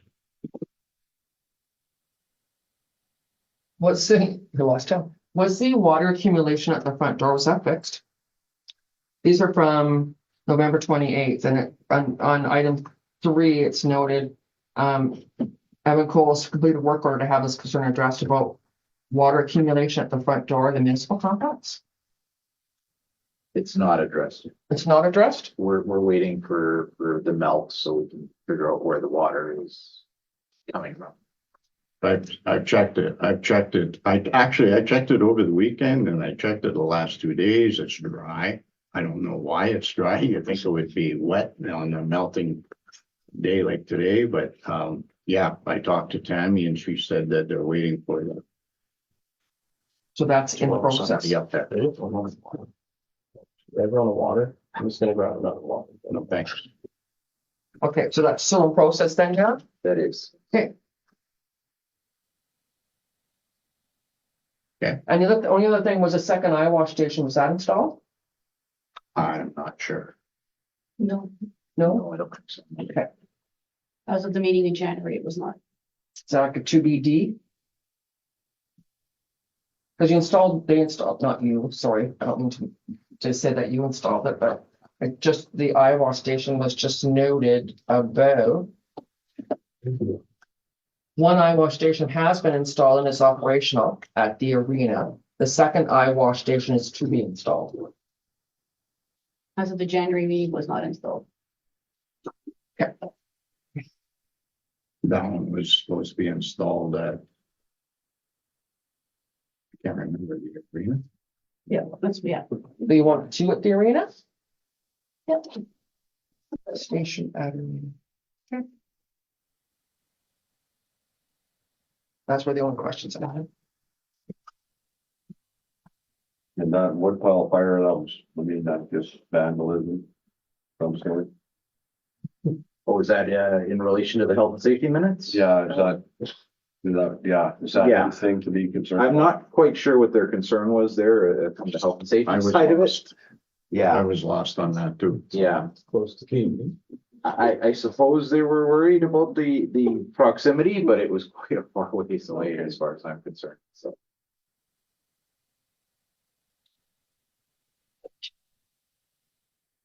Okay, number 7, Schreiber Senior Committee. November. Okay, I can. Those are November, so I'll just give you an update on.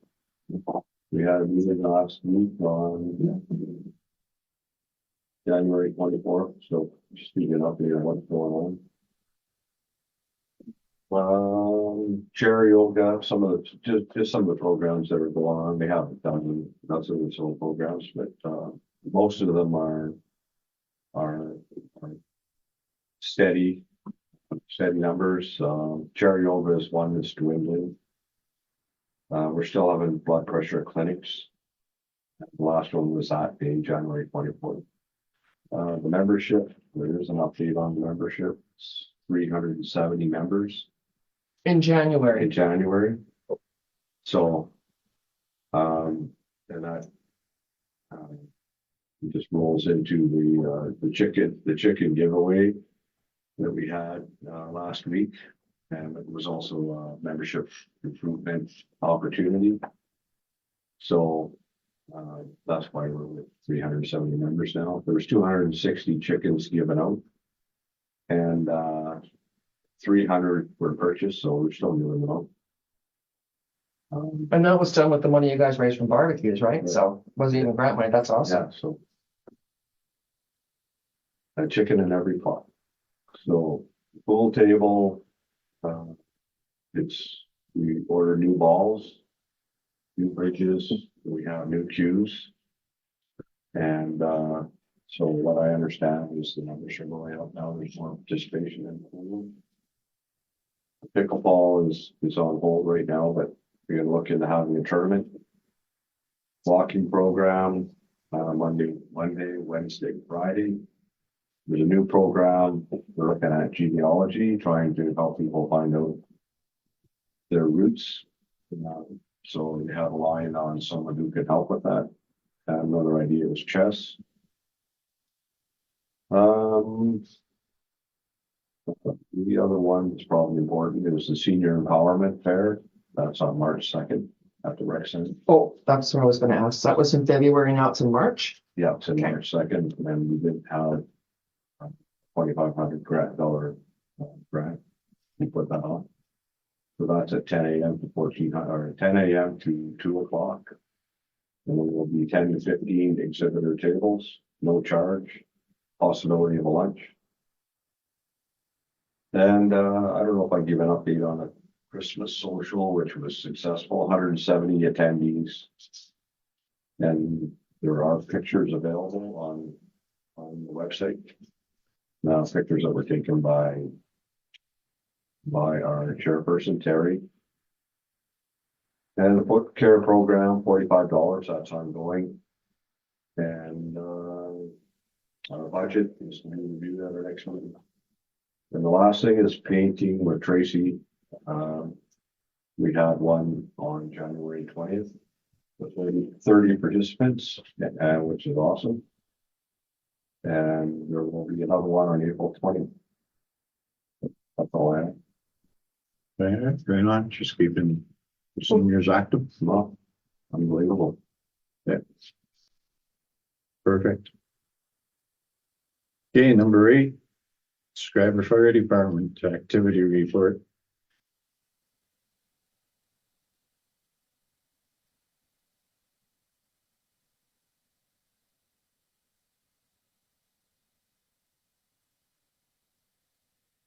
You want to speak to anything on that, Jan? I see at the very end there, you're back out doing the fire brigade, the Christmas thing, hats off for that. Yeah, there was, definitely a desire to do that this year on behalf of the volunteers, so they put that together. I heard a lot of good things about it, so. And it raised a fair bit of, donation for the food bank. It's great. Good stuff. So getting back to the wood piles fires, I see you have 3 of them on there, not just one. So, Yes, now the other 2 thankfully were not in Schreiber. okay. They were other places, so, and unrelated to the one. Yeah, I was just getting worried that was gonna be a Trend. A new trend, yeah. A new trend in town. All right, good.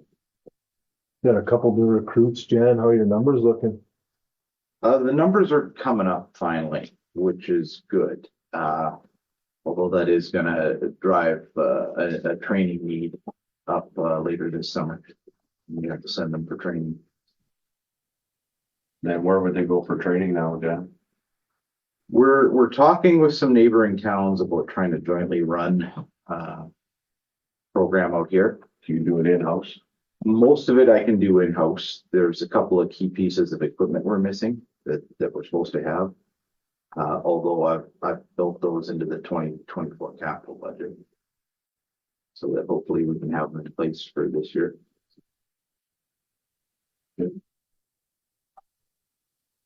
Okay, I have a question, Jen, just about the calls for service.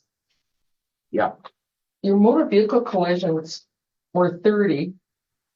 Right, so they're down from last year, from 43. But your EMS assist was up. Because last year was 6 and this year it's 14. 14. So what's your thought about that? Well, the highway collisions always drop. Any year we have highway construction going on. Oh, really? So when they repaved the Rossport area in front of Rossport Campground, it appears that they dropped. And we're seeing the same thing there this year with the construction on Rossport Hill. So it's making drivers slow down. They're paying attention to flagmen. They're stopping. They're not tired. They're not trying to drive straight through. So we've noticed that's just a trend that happens. Same thing happened when they repaved and added the lane onto Caversill a few years before that. Okay. So it's something you can track and trend. You can see that, the winter, there was more May, June, July, August. It dropped down to 1 or 2 a month. Yeah. And then it kind of picked back up there in the bad weather. But it's certainly something that occurs every time they're working on that road. The EMS calls. You're up. Like last year you only had 6, this year you got 14. Yeah, and you'll see that most of that trend is September onwards. Right. And we're anticipating that to go up this year. Yeah. Just because of the condition of Superior North EMS's staffing. We've done 2 so far this month in January. So that's a trend you expect to continue. To continue upwards. And it's not, as noted there, it's not a big number. No. But given that we have no agreement with them to do those type of calls, it'll become a bigger issue. Yeah. I mean, you were logistically, the numbers aren't big, you're right, but Yeah. you're up over 100% from last year. Yes, and I would expect that to climb another 50% this year. Wow. Okay.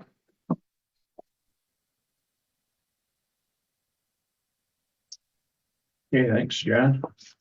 Acting CEO clerk report for the agreement on CBO services. I received a call from Mr. Manzin, who is employed by the city of Thunder Bay, but works part-time outside of office hours that he devotes to Thunder Bay. for various other northern communities. I believe he does Red Rock, Nipigon, us, Terrace Bay, and I think he does Manitowoc, among others. He called me to say, I haven't had a raise in a couple of years. Can I raise my rates? And I said, sure, that sounds like reasonable to me. He was $45 an hour. He wants $50 an hour. Seems fine. I said, you have an agreement then that we can amend? And he said, oh, that's a good question. And when I looked into it, there was no agreement. So it's like a handshake, I guess. There's a bylaw appointing him as chief building official. We are required by law to have a chief building official. So I drafted up a contract. I've sent it to him. He has not gotten back to me. I do suspect he's gonna say, I don't have insurance. He needs insurance. He's not covered by our insurance because he's an independent contractor. So whether he says, okay, I'll get the insurance, but I have to raise my rates to cover my cost of insurance, that may very well be. But I mean, the terms of the agreement are pretty much constant. Like if he says I don't have insurance, I don't want to get insurance, I'm going to say, no, you have to get insurance. A chief building official is an independent officer from a municipality. So when municipalities are sued for faulty building construction, the building official is always named personally. Because he should have insurance for his own protection. So like I said, I haven't heard back from him. I did tell him it was going to council tonight. And that's why I've said in form and content substantively as attached. If he says I'll get insurance, but I have to raise my rates to $55 an hour for all these, like, I don't know what I'm gonna hear back from him. Right.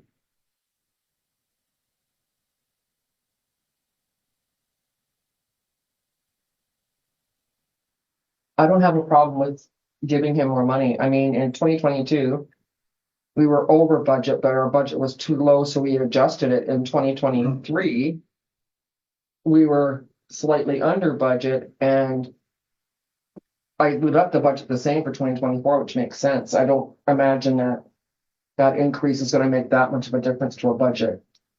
As far as a budget line item goes, the contract, it looks standard. And I agree with you, he needs to have insurance. A building department program is supposed to be similar to water and sewer. Your user fees are supposed to pay for the system. It's very challenging to raise building permit fees in small towns because it discourages people from building. So you're in that catch-22. So, and that's where we are. We did raise the rates a little bit when we did the user fee bylaw review, but they certainly don't cover the cost of it. No.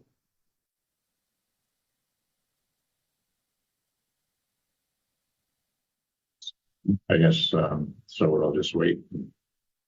Yes, when I hear back from him, I'll report back. And if he sends me a bill for $50 an hour, I'll say, not paying it until you get back to me. Yeah. And tell me that you have insurance. Thank you very much.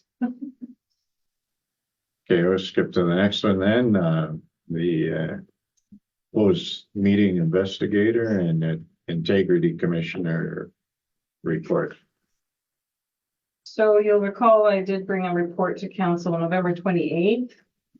Because we are required to have integrity commissioner and a closed meeting investigator, although there are fallback positions provisions in the legislation if you don't have them.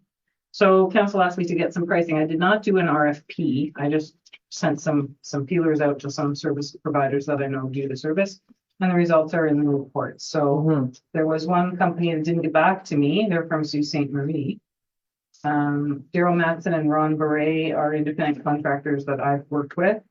They got back to me with their details are on page 2. Principals Integrity, which are some retired municipal solicitors that I used to work with, well, not with directly, but networked with. And they are too busy. There's so many integrity commissioner investigations going on right now. It's crazy.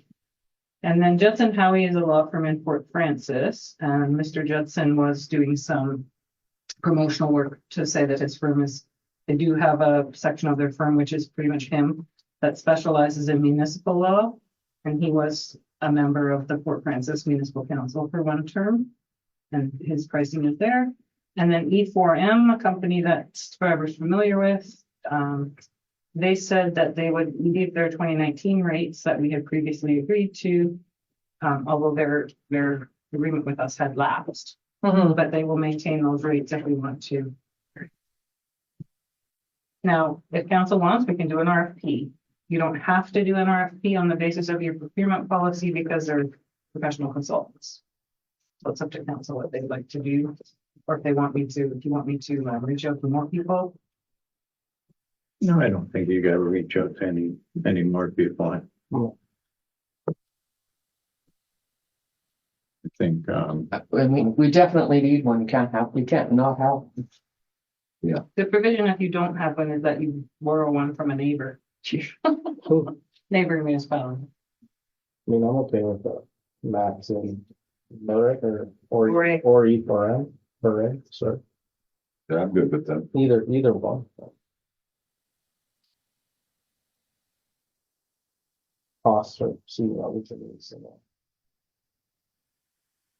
yeah, I I'm good. like the bats and beret. Okay, I'm good with that. I am too.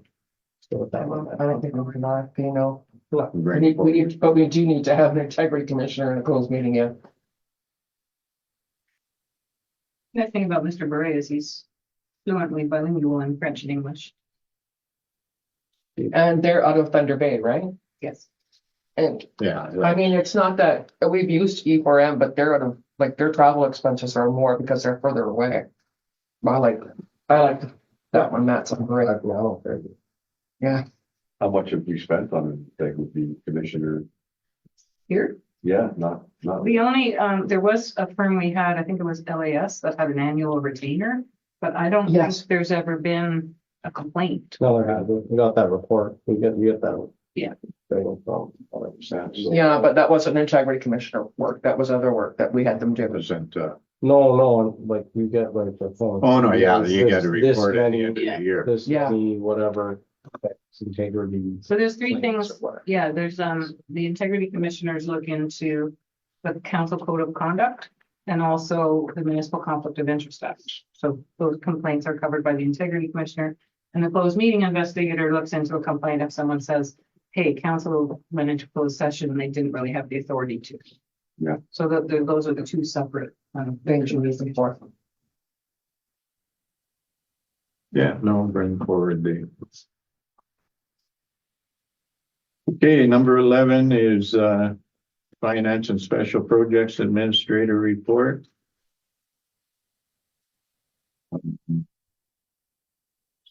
No. You're gonna talk to that too, Rosalie, or? This is just a report to have a new person appointed to the Economic Development Committee, which I believe gentleman is here. Yeah. And then another person, Andrew Brown. Well, I was on it before, Rosalie, I just got reinstated, but So, Yes, Mr. Camisos prior to that was a number. yes. Yeah. I understood that from the start though. I don't think there's any financial issue or it's a question of council approving the new appointees to the committee. No, and honestly, we're down, so we could really use some additional members. These two more will make a Yeah. big difference for us. And Andrew Brown. Well, he's new to the community, but he runs his own business. He's a contractor himself. And He's on the Chamber of Commerce. Yes, He has some kind of computer or electronics business. yes. Yeah, and I think, we were discussing a couple of meetings ago with the number of members to be on a committee, and I think it says 7, so the more the merrier. The more the merrier, yeah. More ideas. More exactly, yeah. Pretty sure that it was 7 in our terms of preference. Yeah, so, yeah, no problem. Welcome back, Perfect. Tom, and, Yeah. Yes, sure, thank Tom. welcome to Andrew, so. And then we also got the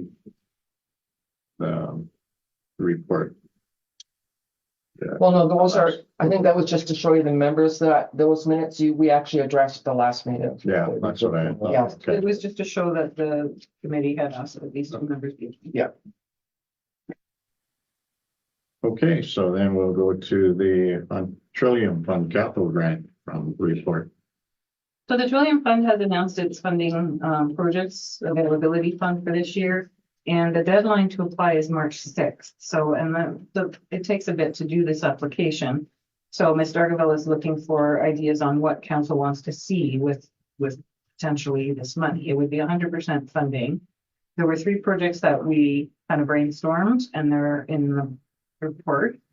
These are ballpark figures. With respect to the senior center renovation, Ms. Ivy had a estimate from JML Engineering, but it was a lot more it had a lot more items in it than just removing walls. It had a new kitchen and a bunch of other things, but it put it way over the budget cost. So we thought to bring it within the 200,000, if we just at this point as phase 1 say, remove some of the walls so that the space is bigger and more flexible, more adaptable for different things to do. That would be a good step, and it would fit within this funding envelope. The accessible back entrance, when we first discussed this, I thought, well, that's obviously a priority because what's the use of having a lovely senior center if you can't get to it? But then it was pointed out to me that they can get in by the front door and also this back door. It doesn't have the automatic openers, but the front door does. So it's not like you can't get in. But at some point in the future, we will have to have the building 100% accessible for Ontario regulations. So I thought, well, put this on the list because if the funding's there, we might be able to do it. So that means door openers and a ramp by the stairs, the other stairs at the back. Right, but And at when the I same checked the AODA guidelines, she's right, I talked to Tam about that. She needs 2 entrances, so she would still pass the 2025 requirements without that back door being done. But I agree with you, if we enlarge the senior center, the easier access might be from the back, where at that point it would be nice to address accessibility. And the other project that we thought of that would fit within this funding envelope would be the dance studio renovation. I think Mr. Cole had previously given a lower amount, but Ms. Ivy was thinking a few different changes there. So it's mirrors on the wall, it's new flooring, and some kind of like these kinds of covers to cover the mirrors for when the room isn't being used for dance. And so again, these are ballpark figures. We need to get more concrete figures for the application, but we needed to know there's obviously more money here than the 200,000. So what would council like us to put a priority on? Well, to reduce the cost of the senior center renovation and not do the whole renovation, would there be enough money to fit all 3 in there? Well, the 150,000 would be the cost. JML is refining his estimate as Tammy had asked him to, but he just threw that out as a ballpark to just take the walls out and then clean it up so that it's nice. And the flooring and. Yeah. So it's not the new kitchen and some of the other elements. So it'll be a lot less than 150,000. No. No, the 150 That's is, just to do that. That is the less, yeah. they have to do engineering to make sure they're not removing structural walls and have to put beams in if they are and things like that. One of them's a firewall. Okay. Yeah. Yeah, there is a firewall there. Hmm. That's gonna be fun. And these other, the dance studio, that's pretty much what it's gonna cost. Like I said, Mr. Cole had a lower amount. The dance instructor said she could get the flooring at a reduced price. And he wanted to, I think, just use draperies across the mirror rather than a more professional look like this. So, I mean, we could lower that cost by doing things differently. That was my question. Can you put 2 projects together under one application? Yes. You can? Yes. Okay. I mean, they all fit together. It's nice to have an accessible back entrance, whether you're talking about a dance studio or a senior center, because kids take dance lessons are probably not in wheelchairs, but their parents and grandparents who bring them to the lessons are, or could. Mm-hmm. And if we have to do that back entrance at some point anyway, might as well do it with 100% funding. Right. I'm not interested in, I don't know what you guys think, but I'll just say, I'm not interested in going over $200,000 and the town putting up any money. I'm not. No, No. given the climate right now? I would agree with that, yeah. Yeah, okay. You But it looks like it looks like we could fund two. yeah, pick two. I mean, I think the dance studio renovation is in the capital budget, the draft capital budget anyway, because it was planned. These other That's ones, another way to say no. Yeah. Like, to me, if you want to get that done, this might be the best way to do it. Do we think that's gonna be, I think it is, but I don't know. Do we think that's gonna be like a long-term thing? Yeah. This, the dance, Hope very so. popular. Yeah, I mean, I would hope so too, but I just hate to spend a whole pile of money. Money. on that. Yeah, My concern with is the room 124. Can we still use it for its intended use? Network meetings, chamber meetings, probation officers. Like, I wouldn't want to use like training because there's with that projection screen and the equipment and stuff in there.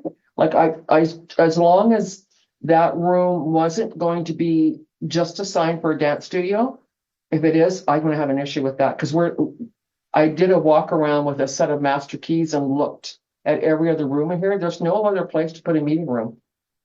124 is it, because every other room is being used.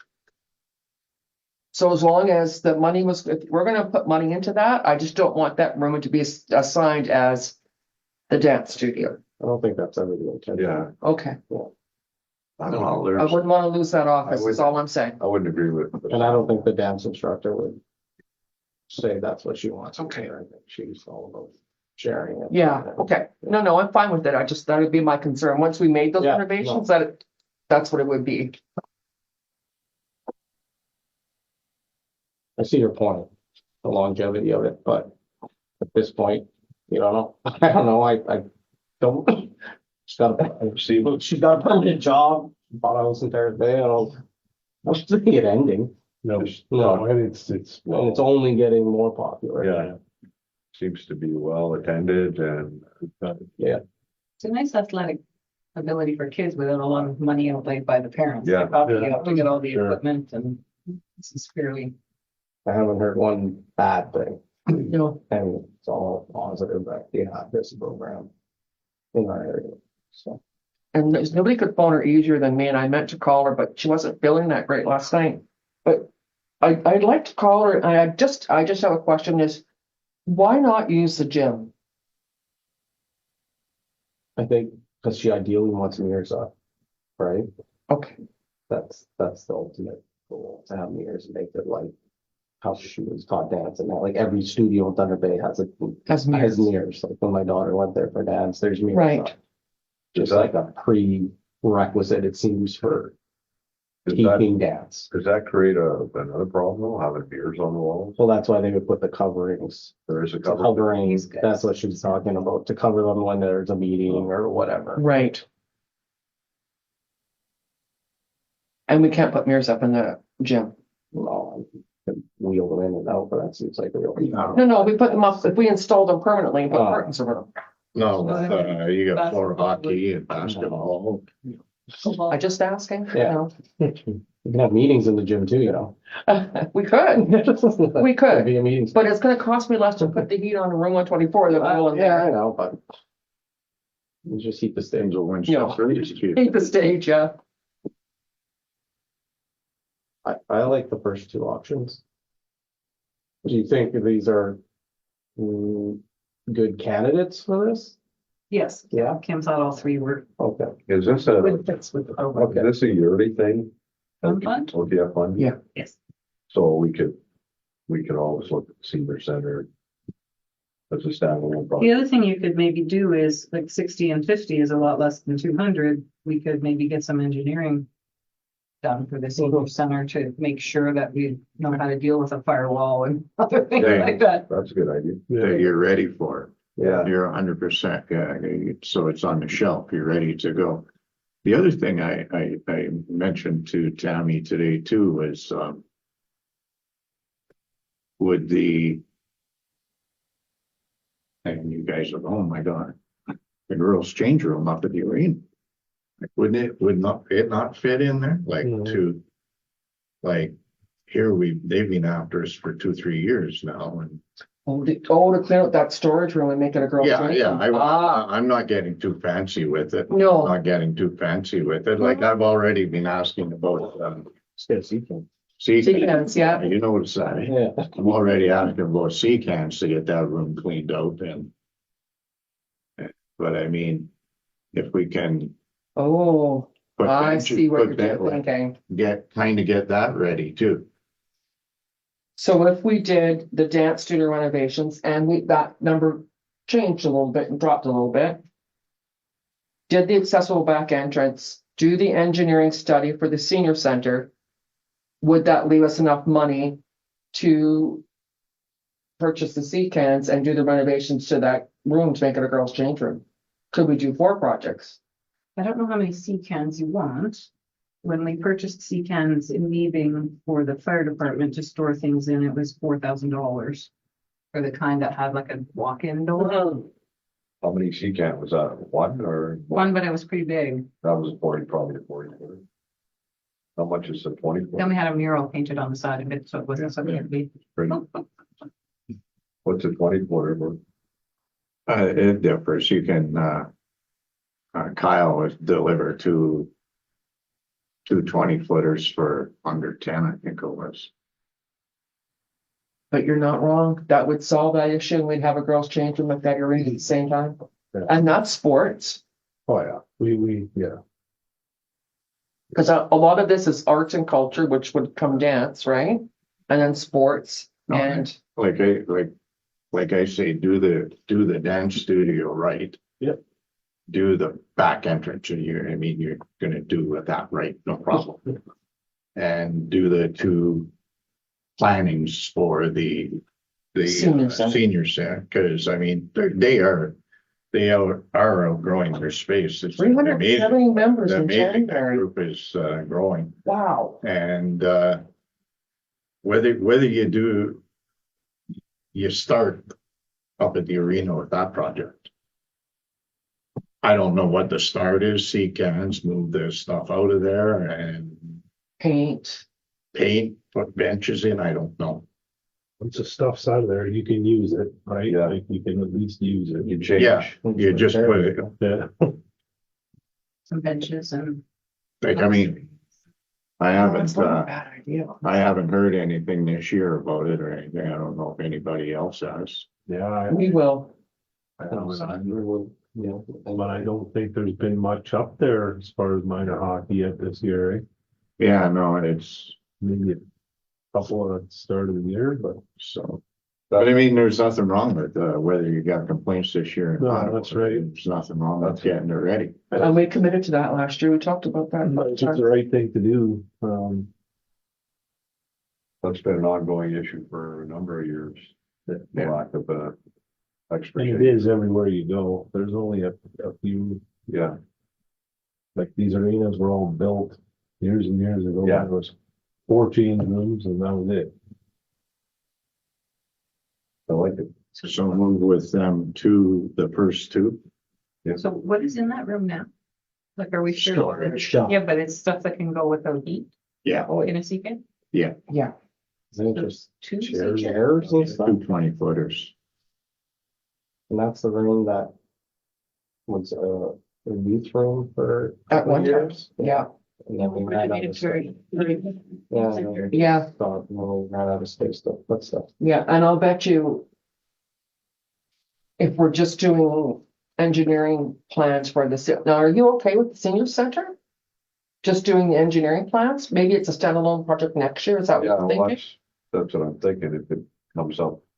I mean, if we have this opportunity next year, we're ready for it You will have every year, yeah. with the engineering plan and.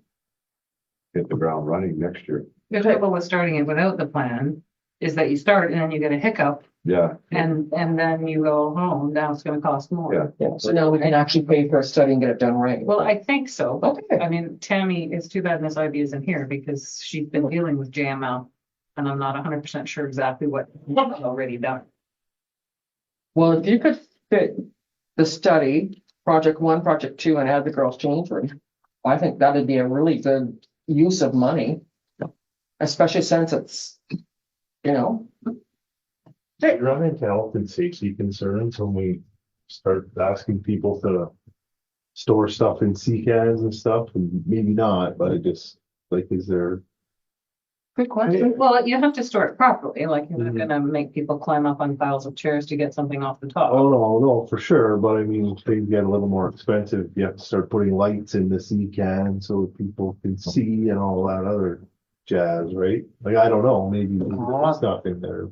Yeah, well, that, and not that I got a whole bunch of experience, but when, when it was Zapp's Auto Glass, they had that 40-foot transport. Mhm.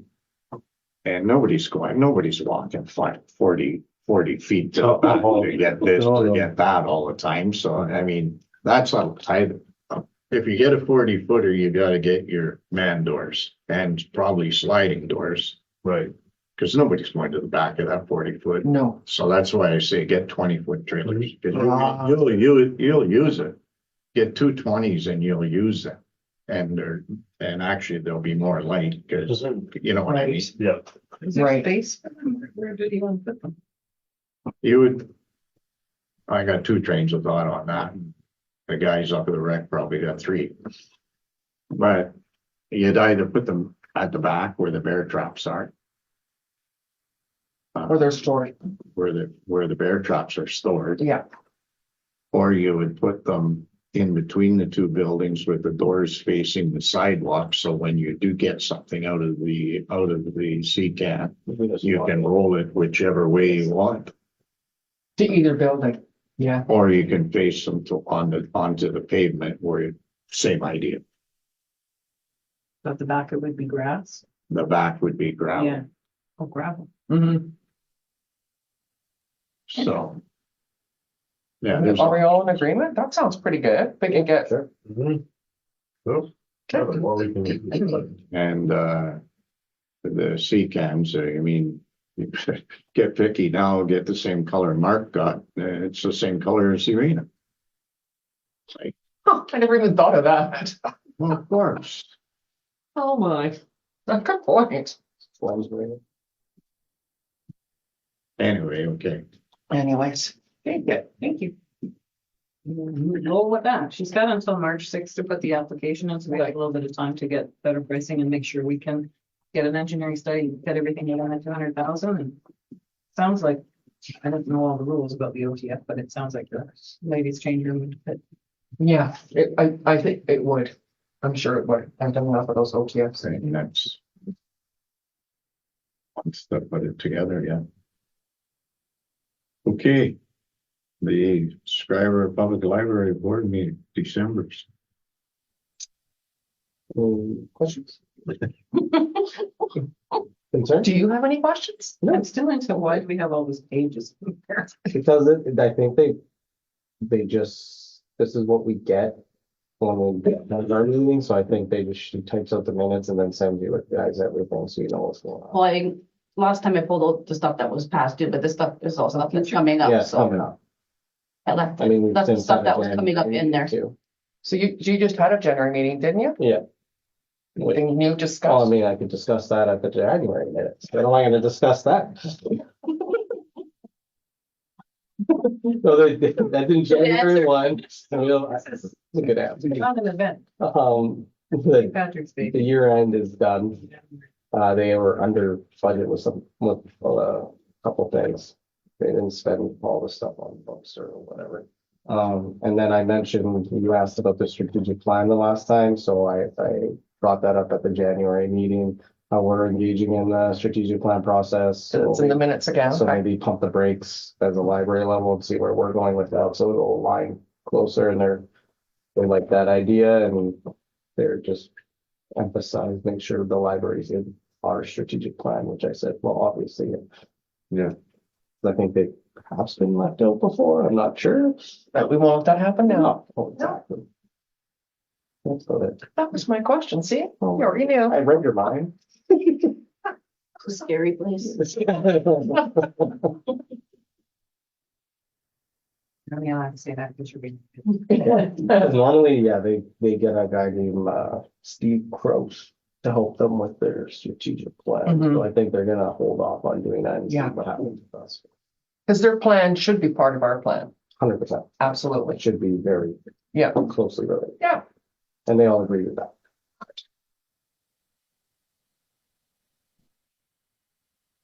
Okay. Move into communications then. I'm so excited. What are we doing for Earth Day? I don't know, what are you So doing for the? April 22nd.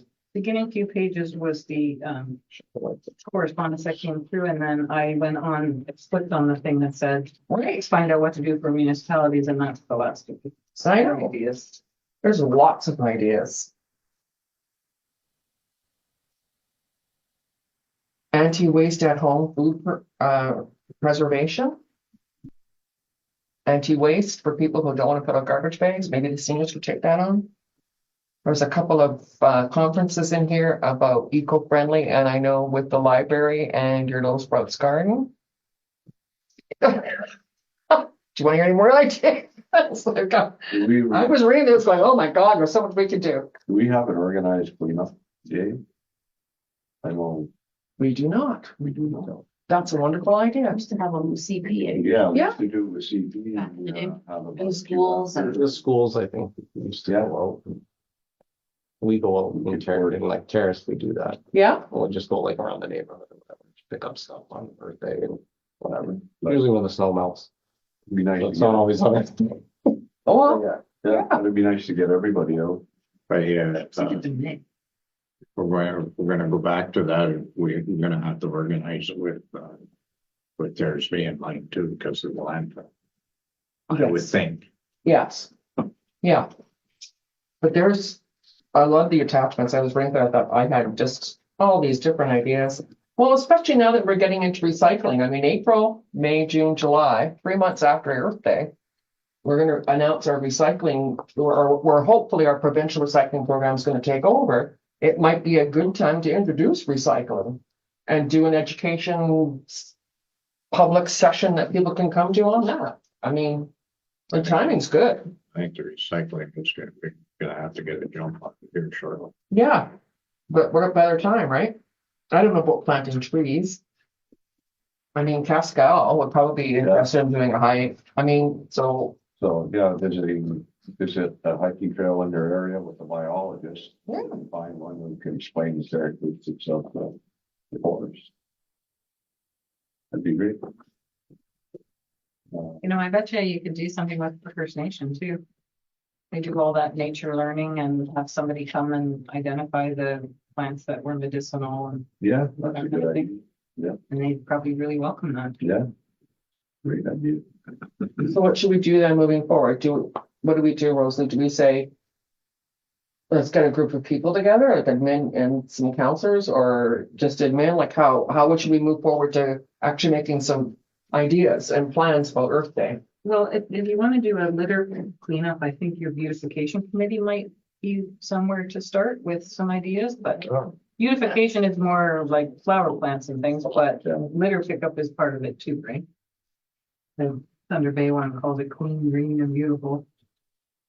I think approaching Pace Plat to see if they have somebody who would facilitate a nature walk would be a good idea. No, I can, But I don't think Earth Day is a good day to do that because there's still snow on the ground. Be a little bit typically. gross. Yeah, it's, And cleanup, the municipalities I know that do cleanup days is usually May, yeah, it's Not- really good. April 22nd.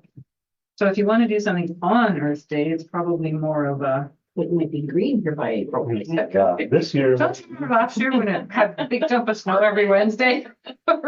Right. so we use the idea, but pick a different day. Yeah, I mean, if you want to do something on Earth Day because it is Earth Day, then you'd have to do something like maybe you make another video for Facebook that isn't Earth Day. There's gotta be, resources out there Yeah, for posters and. maybe, like talk to Tammy about what kind of, there's a company in Thunder Bay because they did a presentation in Marathon back in the day. I remember going to it when we were in Marathon about recycling. Echoes and fairies. That's who it is, would come down, I mean, they might be busy on Earth Day, but come down to do a presentation for the public on recycling. But you could do a spring bazaar or flea market thing. You could do it indoors, like in the Yeah, gym. that's a good And idea. on Earth Day, Like a bar or like a swamp. something swamp area, indoors. They had a thing on the radio, they were talking about I'm writing these down. workshops Gotcha. where Emails. people brought stuff that was broken that they were gonna throw out, and some handymen and women fixed it for them and showed them how to do it. So, but I don't know how many handymen or handywomen we have in town, but they had like an electrician come and help you fix your lamps that doesn't work anymore. Like, rather than throw it out, bring it to our free fix-it shop. And this table wobbles, so somebody needs to put the legs down. I don't know. It's amazing what you find anything else, but it's perfectly good, it just needs. Very. Is They there, won't let you take anything out anymore, though, but you can't remove stuff. Who controls that? Are we Yeah. getting recycle bins for this building? we should. Absolutely. Do that and then take a picture with me and putting them on display. No, I mean, absolutely, we should, right? Or if you want to make it extra fancy, give one to Schreiber Public, one to Holy Angel, get the kids to decorate them. And then put them on display. That is a bloody good idea. And then That is an the excellent kids can do the idea. work. And then if we have recycle bins elsewhere, we'll do the same thing. Yeah. I can see you and Dave working good together. Then. I work in tech. Like, Well, maybe we should talk to Terrace Bay, and because we share the landfill site, let's make joint effort and do stuff together just, on Earth Day. yeah, and schools pink, I like that one. The landfill sites in the rural communities I've worked in, Gillies, Nebing, Conmee, and O'Connor, they all have something that they call the good neighbor shed. And you can put your gently used items in there and people can take whatever they want. So there's books and china and all kinds of stuff. Or like the thrift shop here in Schreiber, yeah. They had rules, like you couldn't have anything upholstered because the mice that is. Basically, they Schreiber buy and sell. Yeah. That's true You too. could do the. you Or the could do free the- stuff. Because they have the free site. Earth Day challenge. Earth Day, look Well, out, they've it's got in my new. Challenge your citizens to an Earth Day challenge. For example, a day without a car or a computer and television. We usually do the lights out on Yeah, for a certain hour on. Didn't have social media advertise that kind of stuff too. Yeah, yeah, that's stuff you can. we're gonna run with Earth Day. That'd be phenomenal. Yeah, Yeah. I really think she was looking at you. She wasn't looking at me. And we can. If you're excited, we'll be Maybe the excited. Monday. Yeah, it's gonna be wonderful. You should. Oh, he's got to be excited about the thing. I know. Sometimes It's a it's a fact. holiday too, then maybe we should be here.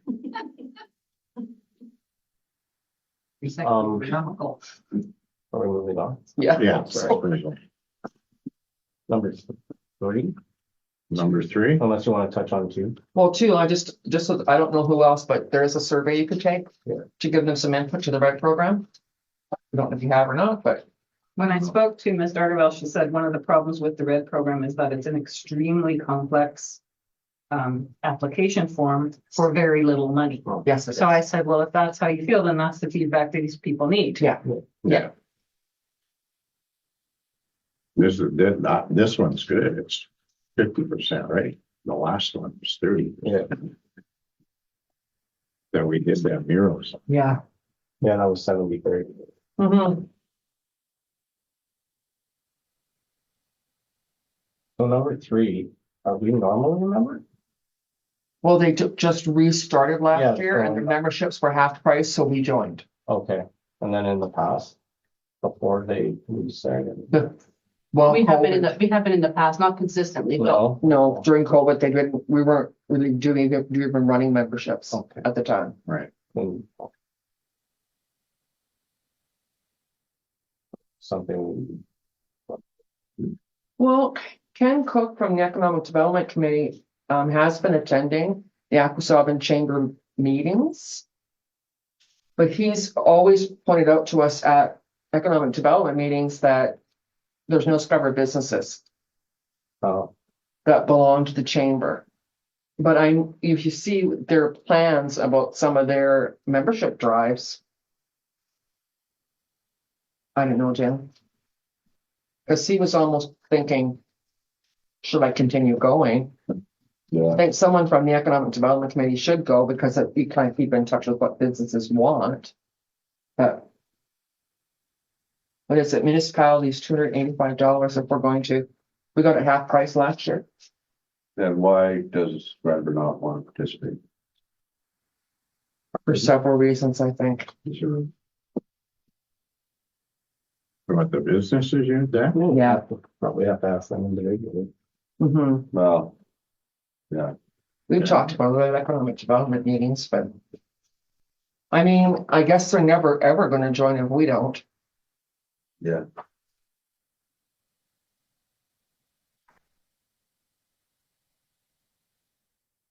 For the membership advantages. Mm-hmm. Yep. But I, It's listed on the bullet points, lobbying organizations, including government, awarding a student bursary. The high school student, we don't have high school, right?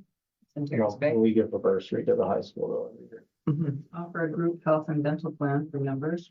We don't need that. Although some small businesses might. So, you know, so. Post all candidate nights for municipal elections. We don't That have they do. For another year or so. 2 years. Coordinate, host and promote Moonlight Madness. Organize business after 5 networking. Host annual events. Qualify for the ESSO discount fuel card programs. Do we have an ESSO? Yep, interesting. Interesting. Yours is also. Oh, Yeah, so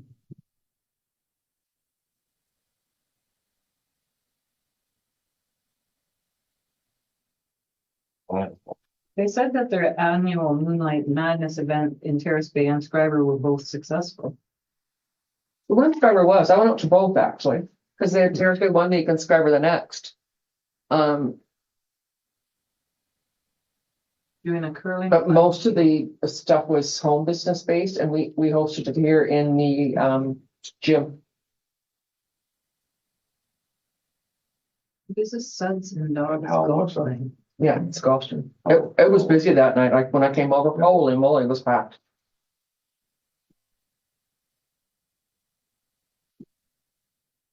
Be the worst.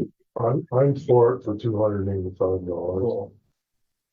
Yeah, I think you could probably put this on memberships for the Economic Development Committee. And that's probably where I fence this off to. But yeah, I would agree. Yeah. Yeah, sure.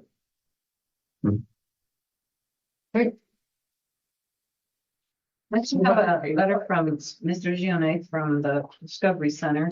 He has found an opportunity to obtain a donation from CP Rail of a caboose, which he has a variety of ideas how to use. Yeah, I think it's a good idea.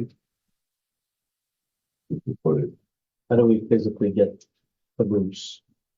From point A to point B? well, he's saying that Is it like when they moved the last? Well, yeah, you How much- got a big crane. And then drive it down the highway? and how much type did of that thing? cost, That right? was.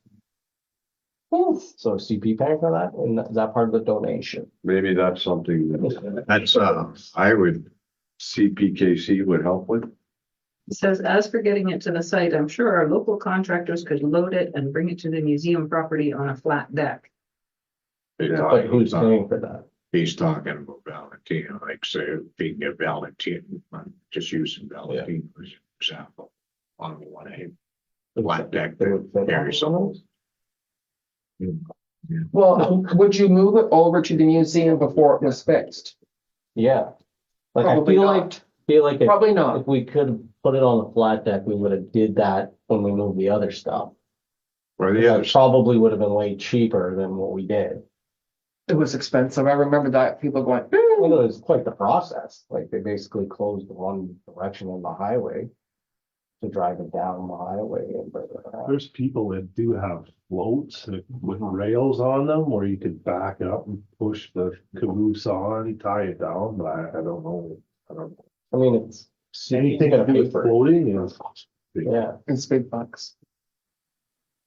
But if it can be And maybe, donated, yeah, you maybe never know. CPKC might help. yeah. They've done that in the past, right?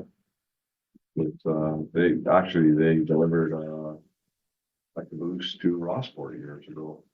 Yeah, They they brought it down by rail, Mhm.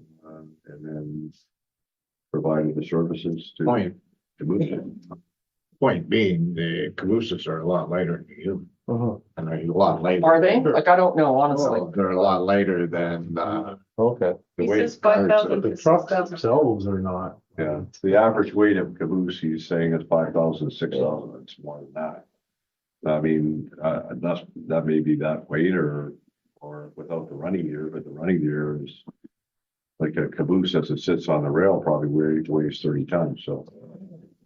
But the running gear is a big part of that, But I mean, but it can be removed. So the running gear is the stuff underneath, Dan? Yeah, that's all. if they can, here's my thought, if they can get it organized. Yeah. To get it over, and I guess we're talking up at the museum site, if they can get it organized to get it up there. And get it on 2 chunks of rail sitting there. And the other thought that I got is if they can do it for nothing. But then now we're gonna be having to get money to fix that up too. And we do have other projects on the go. And so it ain't gonna happen by, like, it might be moved, but the fix up ain't gonna happen overnight. No, No, no, I we've don't got think- other, We've I don't got think other that- projects on the go. We've got downtown and everything. It's gonna have to wait and unless some miraculous grant comes along, but Yeah, I don't think that's the expectation right off the bat. no, I don't know what the expectation. But I'm just saying, But I agree with you to look to see where this leads. And, And we gotta know like where to put it, yeah, so you that's, never have to move it again. that's the big thing, where do we Right. put it? yeah, oh, yeah. but if I you, agree. if you put it in by the actual rail museum where those rails and stuff are, you're not gonna have this whole thing sitting there. You're gonna wanna fix it right away. It's not Yeah, fair. exactly. And that was my next point. I don't want this thing looking all junky next to this brand new. And can you leave it on the CP tracks? You know, like, I don't know, Benji, you would know, is there a dead track over there that you could leave it? Oh, there's Or they want it out. 18 of them. Hey, Yeah, there's about 18 of them. Do they still have rail? But there's all. Whether or not they give it to us and let it sit there, but there's more than enough unused track over there. yeah, I mean. That they can hold on to it for us. I guess, yeah, exactly. I guess, is that an option that, okay, we're not gonna jump at it right now, but maybe in a year, maybe we'll jump at it. If I would get a commitment that they're gonna give it. Yeah. And then I don't see why it would be an issue for it to sit there. When But they, if they decide they're gonna get rid of something, it'll be gone. when they are planning to send it for scrap. Yeah. Do they not have to transport it somewhere for scrap? But see, it's sitting on rails right now. They just hook up to it and pull it Yeah, out. easy enough to move it Mhm. somewhere. But it said we should approach Adam Meeks from CPKC. I don't know if you know what that is. He's got a text Yeah, exchange with him at the back of his Yeah. correspondence. so do we, Oh. so do That's we Adam get Meeks. him to pursue this with this Adam Meeks? Make arrangements, or do we ask Ray to be like our third party go-between? Yeah, I think we should let Ray run with it and see where it leads. Yeah. We just have to tell him But we we have just budget challenges this Yeah. year, so This is. see what you can get for free and come back to us. Mhm. Or more information. Yeah, Yeah. more information. Are they willing to donate it? Are they willing to store it? Cause I'm with Dave, like, if we bring that up there and sit it in front of that beautiful center, I'm gonna be in tears. And if you tell Ray to run with it, it could be there like in a month. Like, he'll make it happen. Like, that would look, I Yeah. don't think that would look very good. No. Well, I don't think you need to have it out front. Well, that's really behind. He's, But you're right, you don't want to. heritage operations Yeah, and services. So I've never heard of them. but Senior So he manager wants to use heritage it. operations. He wants to use it for like an ice cream shop or something, you Yeah. don't want to do that. yeah. Well, it'd be nice to see what opportunities there are, but first of all, you gotta get a commitment from CP that maybe they would help move it as well, so. Benji can make that happen. So like a question, donate, question, Sure. store, or move. Okay. Need more info. But we're letting Mr. GNA take that on. Yeah. Okay. Okay, the time being 9:25 PM. There being no further business at hand, as chair, I declare this meeting to be adjourned.